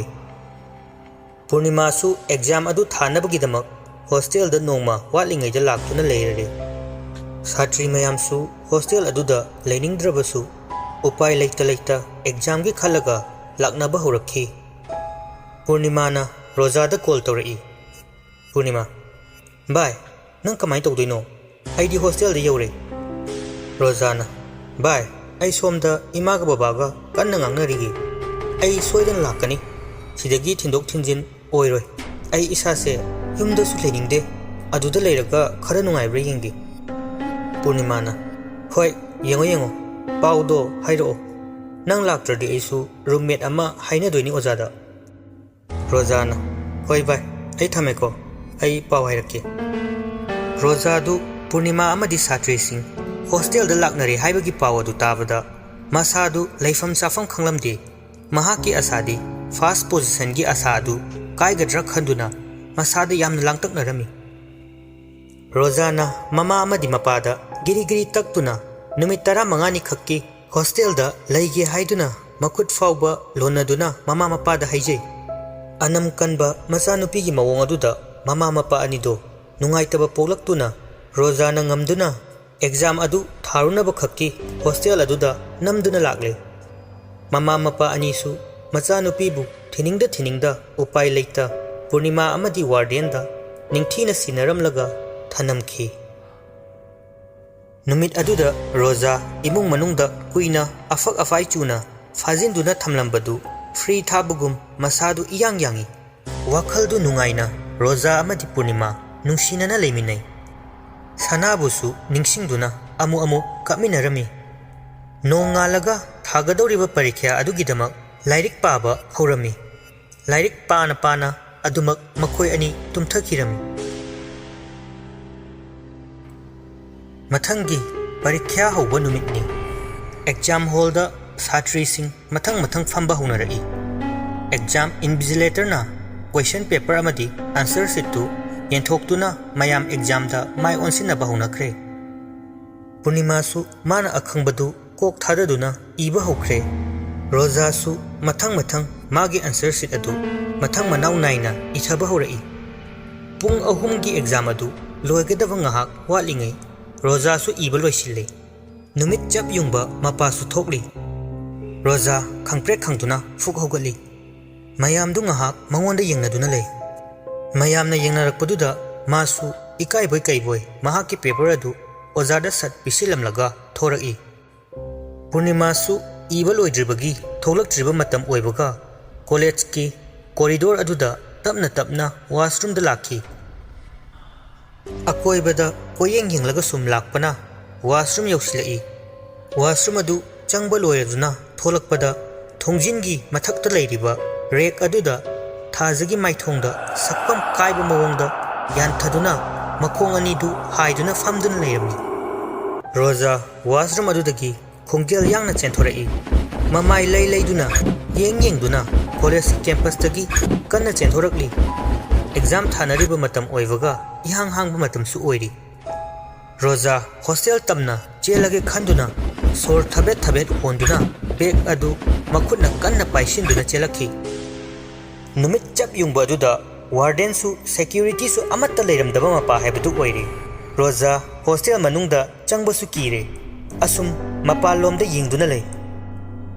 अकनब नुसित अमा कन्ना सिलई उफुलना लंपाक अदु पुंगौ हेकनौवी रोजा ममित अदुसु पांगबु ngamkhije मपानदा लेबसु ngamdraduna उपाय लेता लेता हॉस्टल अदु चंगलई कीना कीना महाकी रूम मदुगी मपाताना चेंसिलई रूम की की अदु मखुत अदुना थक थक निक्तुना हांगनब होनरिङै तुंगदगी खंखौ कौरई रोजा रोजा मिहुन स्वाई लावी येंथोकलुबदा पूर्णिमा लेप्तुना लेरमी पूर्णिमाना कैदौरगे भाई कैदौरगे मी नंगबो रोजाना भाई लाओ चंगलसे थोंग चेमथलोनसिलो आई मिहुन गमता सुद्रेबा पूर्णिमाना अस रोजा से अमता तपथावो अंता पाखतखिनोबा रोजाना आई करमना तपथाव हाइबनो आई थाजगी थवाइना कोइतान तानादुना लेइरे आई तुम्फम साफम खंगद्रे पूर्णिमा पूर्णिमाना भाई नंग वाखलना ओइरमनिसे अमता तपथाखो हाइबा रोजा खंसाव सावरक्तुना आई कमाइना तपथाव हाइबनो नंगी नमानबी मिफत्तबीदुना आइजे हातोरे सनासु महाकना हातपने आई याम निंगमलक्त्रे सनादा आइना थीना थीना चैबिखिबसिंगदो सनाना वाना खंगलमगदबदो आई ngasiदी आइंगोंदा थोकलरे पूर्णिमा थाजबु हुंदुना nganglakpa aduda sauningba poklai bai yare yare kedorage adumna haigano थाजसु मरा लेब नते काइरिबदी अखोइ नत्रा अखोइन लालिबनी खरा काउथोपा तमलसी रोजाना नंगी नमानबी थाज सोपा यादबीदो तौरकनो सनादो आइगिसु बेस्ट फ्रेंड इमानबीने ख्वाइदगी नुसिजबी पूर्णिमाना सनादो आइगिसु इमानबीने नंग वाखल पिक्सिलकनो रोजा आइसु थाज लेखिदबगी अवाबसे कोकनबो होनरिङै सनागी अवाबा अमु इसादा पुबा ngamdri अदुबु अखोय काउथोपा ताबनी नंगबु तत्तन हाइदाइने आइबु मूव ऑन तौ हाइदुना मतम खुदिंगक्ता पूर्णिमा की पाउखुम अदुदा रोजा हेना खंसाव सौकलई रोजाना नंगी से सना लेखिदबगी पेलिब्रा नंदी करिमता नुवाइतबा पोक्लमोय खंगी नंदी सना अखोयनिबु नुंसिबा नतिये nganglaklibu wahaising aduna irai laina khangi नंगी नमानबी थाज खक्किने सपोर्ट तौरिसे हौजिकति नंग पेलो हराउरो नुंगाइरो असी हाइदुना रोजा हिकना हिकना कबलई पूर्णिमाना रोजा नंग अदुमनदी हाइगनु नंग अदुदी यामना लानगनी आइगिसु इमानबीने सनादु नंगसु आइगी बेस्ट फ्रेंडनी आइंगोंदा खेतनाबा करिसु लेते नंगमकना अदुमना हाइरकनी हाइबसु आई खलुदे रोजाना याजरे आई नंगसे तसेंगना कीरे पूर्णिमासु कबलई रोजा प्लीज नंग याम फतना खले इंगोंदा असुमना कन्ना ngangnariङै तंजा अदुदा रोजाना हिबलिबा फमुंग अदु खुदक्ता दक्तक निकपगुम युहार कन्ना हाबगुम तौरई रोजा ममित मना फंगसिंगसिंगी पूर्णिमा हाइना खंगलाव लौरई पूर्णिमा अमदी रोजा हौजिकी मखोय अनिगी मिटमांगदा संसंगना तौरकलिबा फिवम अदु ngakjanana yengnei aduga amu tuminna machi lengdana leikhi पूर्णिमा सु ngakna yengduna leiringai tanja aduda akanba mawongda hamung adu makol thokna tok tok nonglakuna kangthol adu tektu mathanda tasilai रोजा किमनबदगी हमूंग अदुदगी चोंगथरक्तुना पूर्णिमा द कोनसिली पूर्णिमा सु रोजा बु कोंदुना खांगली रूम अदुदा ngalamba बल्ब अदु मथनता खप्पा होरई का अदुदा लैरिबा उपु अदुसु Meena चिंगबगुम Greg Greg चिंगबा होरई bulb अदुगी खबलक्पा मंगाल अदुदा रोजा की फमुंगी कांखा मखा अदुदा ꯏꯅꯥꯏ ꯇꯞ ꯇꯞ ꯇꯥꯗꯨꯅ ꯃꯃꯤꯠ ꯂꯪꯇ꯭ꯔꯤꯛ ꯂꯪꯅ ꯃꯕꯨꯛꯅ ꯁꯤꯠ ꯁꯤꯠꯇꯨꯅ ꯊꯥꯖꯒꯤ ꯑꯀꯤꯕ ꯁꯛꯇꯝꯗ ꯆꯪꯂꯛꯄ ꯑꯗꯨ ꯔꯣꯖꯥ ꯑꯃꯗꯤ ꯄꯨꯔꯅꯤꯃꯥꯅ ꯃꯌꯦꯛ ꯁꯦꯡꯅ ꯎꯔꯛꯏ꯫ ꯔꯣꯖꯥꯔꯣꯝꯗ ꯇꯞꯅ ꯇꯞꯅ ꯆꯪꯁꯤꯜꯂꯛꯂꯤꯕ ꯑꯗꯨ ꯀꯨꯐꯦꯠ ꯀꯥꯐꯦꯠ ꯉꯥꯜꯂꯤꯕ ꯃꯩꯉꯥꯜ ꯑꯗꯨꯗꯁꯨ ꯎꯔꯦ꯫ ꯃꯗꯨ ꯎꯕꯗ ꯄꯨꯔꯅꯤꯃꯥꯗ ꯔꯣꯖꯥꯗꯨ ꯆꯦꯠꯅ ꯀꯣꯟꯗꯨꯅ ꯂꯥꯎꯔꯤ꯫ ꯔꯣꯖꯥꯅ "ꯏꯃꯥ ꯑꯩꯕꯨ ꯑꯃꯨꯛꯇ ꯀꯜꯂꯣ, ꯄꯨꯔꯅꯤꯃꯥ ꯑꯩ ꯃꯥꯅ ꯍꯥꯠꯇꯣꯔꯦ, ꯑꯩ ꯍꯥꯠꯇꯣꯔꯦ, ꯑꯩꯕꯨ ꯑꯃꯨꯛꯇ ꯀꯟꯕꯤꯌꯣ, ꯑꯩꯕꯨ ꯑꯃꯨꯛꯇ ꯀꯜꯂꯣ"꯫ ꯄꯨꯔꯅꯤꯃꯥꯁꯨ ꯎꯔꯤꯕꯁꯤꯡ ꯑꯗꯨ ꯈꯥꯡꯕ ꯉꯝꯂꯛꯇ꯭ꯔꯗꯨꯅ ꯑꯀꯤꯕ ꯍꯦꯟꯃꯟꯗꯅ ꯀꯞꯇꯨꯅ ꯀꯟꯅ ꯂꯥꯎꯔꯛꯏ꯫ ꯄꯨꯔꯅꯤꯃꯥꯅ "ꯏꯃꯥ"꯫ ꯄꯨꯔꯅꯤꯃꯥꯅ ꯍꯦꯛ ꯂꯥꯎꯕꯒ ꯀꯥ ꯑꯗꯨꯗ ꯇꯧꯔꯝꯂꯤꯕ ꯐꯤꯕꯝ ꯑꯗꯨ ꯆꯞ ꯂꯦꯞꯄꯤ꯫ ꯆꯦꯛꯃꯣꯛ ꯐꯥꯎꯕ ꯂꯥꯎꯈꯤꯗꯦ, ꯇꯨꯃꯤꯟꯅ ꯂꯩꯈꯤ꯫ ꯎꯔꯝꯕ ꯊꯥꯖꯒꯤ ꯁꯛꯇꯝ ꯑꯗꯨꯁꯨ ꯁ꯭ꯋꯥꯏ ꯂꯥꯎꯅ ꯃꯥꯡꯈꯤ꯫ ꯔꯣꯖꯥꯗꯨ ꯈꯪꯂꯦꯞ ꯂꯦꯞꯈꯤꯕ ꯑꯗꯨꯗ ꯒ꯭ꯌꯥꯟ ꯈꯔ ꯇꯥꯔꯛꯏ꯫ ꯀꯥ ꯑꯗꯨ ꯁꯤꯟꯕ ꯊꯨꯡꯅ ꯀꯤꯅ ꯀꯤꯅ ꯀꯣꯏꯌꯦꯡ ꯌꯦꯡꯉꯤ꯫ ꯈꯞꯂꯝꯕ ꯕꯜꯕ, ꯂꯦꯡꯂꯪꯕ ꯎꯄꯨ ꯄꯨꯝꯅꯃꯛ ꯀꯔꯤꯁꯨ ꯇꯧꯗꯕ ꯑꯃꯒꯨꯝ ꯂꯦꯡꯗꯅ ꯂꯩꯔꯝꯃꯤ꯫ ꯔꯣꯖꯥꯅ ꯄꯨꯔꯅꯤꯃꯥꯕꯨ ꯀꯣꯜꯂꯝꯕ ꯑꯗꯨ ꯇꯞꯅ ꯊꯥꯗꯣꯔꯛꯏ꯫ ꯄꯨꯔꯅꯤꯃꯥꯅ "ꯔꯣꯖꯥ, ꯁꯦ ꯀꯔꯤꯝꯇ ꯇꯧꯗ꯭ꯔꯦ, ꯄꯥꯈꯠꯂꯅꯣ, ꯂꯥꯛꯑꯣ ꯀꯥ ꯑꯁꯤꯗ ꯂꯩꯔꯒꯨꯝꯁꯦ, ꯆꯠꯂꯁꯤ ꯂꯥꯛꯑꯣ, ꯑꯃꯗ ꯂꯩꯔꯨꯔꯁꯦ"꯫ ꯔꯣꯖꯥ ꯋꯥ ꯃꯆꯦꯠ ꯑꯃꯠꯇ ꯉꯥꯡꯗꯦ꯫ ꯄꯨꯔꯅꯤꯃꯥꯗ ꯑꯃꯨꯛ ꯌꯦꯡꯉꯤ, ꯔꯨꯝ ꯑꯗꯨꯗ ꯑꯃꯨꯛ ꯌꯦꯡꯉꯤ꯫ ꯔꯣꯖꯥꯅ ꯇꯞꯅ ꯈꯨꯝꯂꯛꯏ, "ꯑꯩ ꯀꯩꯁꯨ ꯇꯧꯗꯦ, ꯁꯤꯗ ꯑꯗꯨꯝ ꯂꯩꯔꯁꯦ꯫ ꯃꯤꯅ ꯈꯪꯂꯒ ꯑꯩꯈꯣꯏ ꯑꯅꯤ ꯁꯣꯏꯗꯅ ꯑꯉꯥꯎꯕꯤꯅꯤ ꯍꯥꯏꯅꯔꯅꯤ꯫ ꯑꯩꯒꯤ ꯕꯦꯒꯇꯨ ꯈꯣꯏꯖꯨ ꯂꯩꯈꯥꯝ ꯌꯥꯎꯕꯅꯤ, ꯊꯥꯗꯣꯛꯁꯦ"꯫ ꯄꯨꯔꯅꯤꯃꯥ ꯔꯣꯖꯥꯗ ꯐꯣꯔꯁꯇꯤ ꯇꯧꯅꯤꯡꯗꯕꯅ ꯀꯤꯔꯁꯨ ꯀꯤꯅ ꯔꯨꯝ ꯑꯗꯨꯗ ꯑꯗꯨꯃꯛ ꯂꯩꯔꯦ꯫ ꯈꯣꯏꯖꯨ ꯂꯩꯈꯥꯝ ꯅꯤꯡꯊꯤꯖꯅ ꯊꯥꯗꯣꯛꯂꯝꯃꯤ꯫ ꯅꯨꯃꯤꯠꯁꯨ ꯇꯥꯁꯤꯜꯂꯛꯏ꯫ ꯅꯦꯛꯁ ꯗꯦꯗ ꯑꯦꯛꯖꯥꯝꯁꯨ ꯂꯩꯇꯕꯅ ꯃꯌꯥꯝ ꯄꯣꯊꯥꯅꯔꯤ꯫ ꯑꯦꯛꯖꯥꯝ ꯊꯥꯔꯨꯕꯒꯤ ꯋꯥꯅꯔꯨꯕꯅ ꯃꯌꯥꯝꯗꯨ ꯃꯍꯩ ꯃꯍꯩ ꯇꯨꯝꯅꯈꯤꯔꯝꯃꯤ꯫ ꯄꯨꯔꯅꯤꯃꯥ ꯑꯃꯗꯤ ꯔꯣꯖꯥꯁꯨ ꯇꯨꯝꯅꯕ ꯁꯦꯝ ꯁꯥꯗꯨꯅ ꯂꯥꯏ ꯈꯨꯔꯨꯝꯕ ꯌꯥꯕ ꯈꯨꯔꯨꯝꯂꯒ ꯇꯨꯝꯊꯅꯕ ꯍꯣꯠꯅꯩ꯫ ꯑꯁꯨꯝꯅ ꯄꯨꯔꯅꯤꯃꯥ ꯑꯃꯗꯤ ꯔꯣꯖꯥꯁꯨ ꯇꯨꯝꯊꯈꯤ꯫ ꯄꯨꯡ ꯈꯔꯒꯤ ꯃꯇꯨꯡ ꯑꯍꯤꯡꯒꯤ ꯃꯇꯝ ꯑꯗꯨꯗ ꯄꯨꯔꯅꯤꯃꯥꯕꯨ ꯀꯅꯥꯒꯨꯝꯕꯤ ꯑꯃꯅ ꯀꯧꯕꯒꯨꯝ ꯂꯦꯡꯖꯨꯝ ꯄꯥꯏꯗꯨꯅ ꯍꯧꯗꯣꯔꯛꯏ꯫ "ꯄꯨꯔꯅꯤꯃꯥ, ꯄꯨꯔꯅꯤꯃꯥ, ꯍꯧꯒꯠꯂꯣ"꯫ ꯄꯨꯔꯅꯤꯃꯥ ꯃꯤꯀꯞ ꯊꯣꯛꯂꯛꯏ꯫ ꯔꯣꯖꯥ ꯃꯍꯥꯛꯀꯤ ꯐꯃꯨꯡ ꯃꯃꯥꯡꯗ ꯂꯦꯞꯇꯨꯅ ꯂꯩꯔꯝꯃꯤ꯫ ꯄꯨꯔꯅꯤꯃꯥꯅ ꯔꯣꯖꯥꯕꯨ ꯂꯦꯞꯇꯨꯅ ꯂꯩꯔꯤꯕꯗꯨ ꯎꯕꯗ ꯍꯪꯂꯛꯏ, "ꯔꯣꯖꯥ, ꯀꯩꯗꯧꯔꯒꯦ? ꯀꯩꯗꯧꯔꯒꯦ ꯅꯪꯅ ꯂꯦꯞꯂꯤꯗꯨꯕꯣ? ꯇꯨꯝꯕ ꯌꯥꯗ꯭ꯔꯕꯣ"꯫ ꯔꯣꯖꯥ ꯇꯨꯃꯤꯟꯅ ꯇꯞꯅ ꯈꯨꯝꯂꯛꯏ, "ꯄꯨꯔꯅꯤꯃꯥ, ꯑꯩꯕꯨ ꯁꯣꯏꯗꯅ ꯃꯍꯥꯛꯅ ꯍꯥꯠꯈ꯭ꯔꯅꯤ꯫ ꯑꯩ ꯆꯦꯟꯐꯝ ꯂꯩꯔꯔꯣꯏ꯫ ꯑꯩ ꯁꯅꯥꯒꯨꯝꯅ ꯃꯥꯅ ꯁꯣꯏꯗꯅ ꯊꯋꯥꯏ ꯂꯧꯈ꯭ꯔꯅꯤ"꯫ ꯄꯨꯔꯅꯤꯃꯥꯅ "ꯀꯔꯤꯅꯣ ꯅꯪꯅ ꯉꯥꯡꯂꯤꯕ ꯃꯌꯥꯝꯗꯨꯕꯣ? ꯂꯥꯛꯑꯣ ꯇꯨꯝꯃꯁꯤ ꯂꯥꯛꯑꯣ, ꯆꯣꯏꯔꯣꯜ ꯂꯣꯜꯂꯅꯣ, ꯂꯥꯛꯑꯣ ꯚꯥꯏ"꯫ ꯔꯣꯖꯥꯅ "ꯑꯩ ꯀꯔꯤꯁꯨ ꯀꯤꯗ꯭ꯔꯦ ꯄꯨꯔꯅꯤꯃꯥ, ꯏꯔꯥꯜꯅꯅꯤ ꯈꯜꯂꯒꯦ"꯫ ꯄꯨꯔꯅꯤꯃꯥꯅ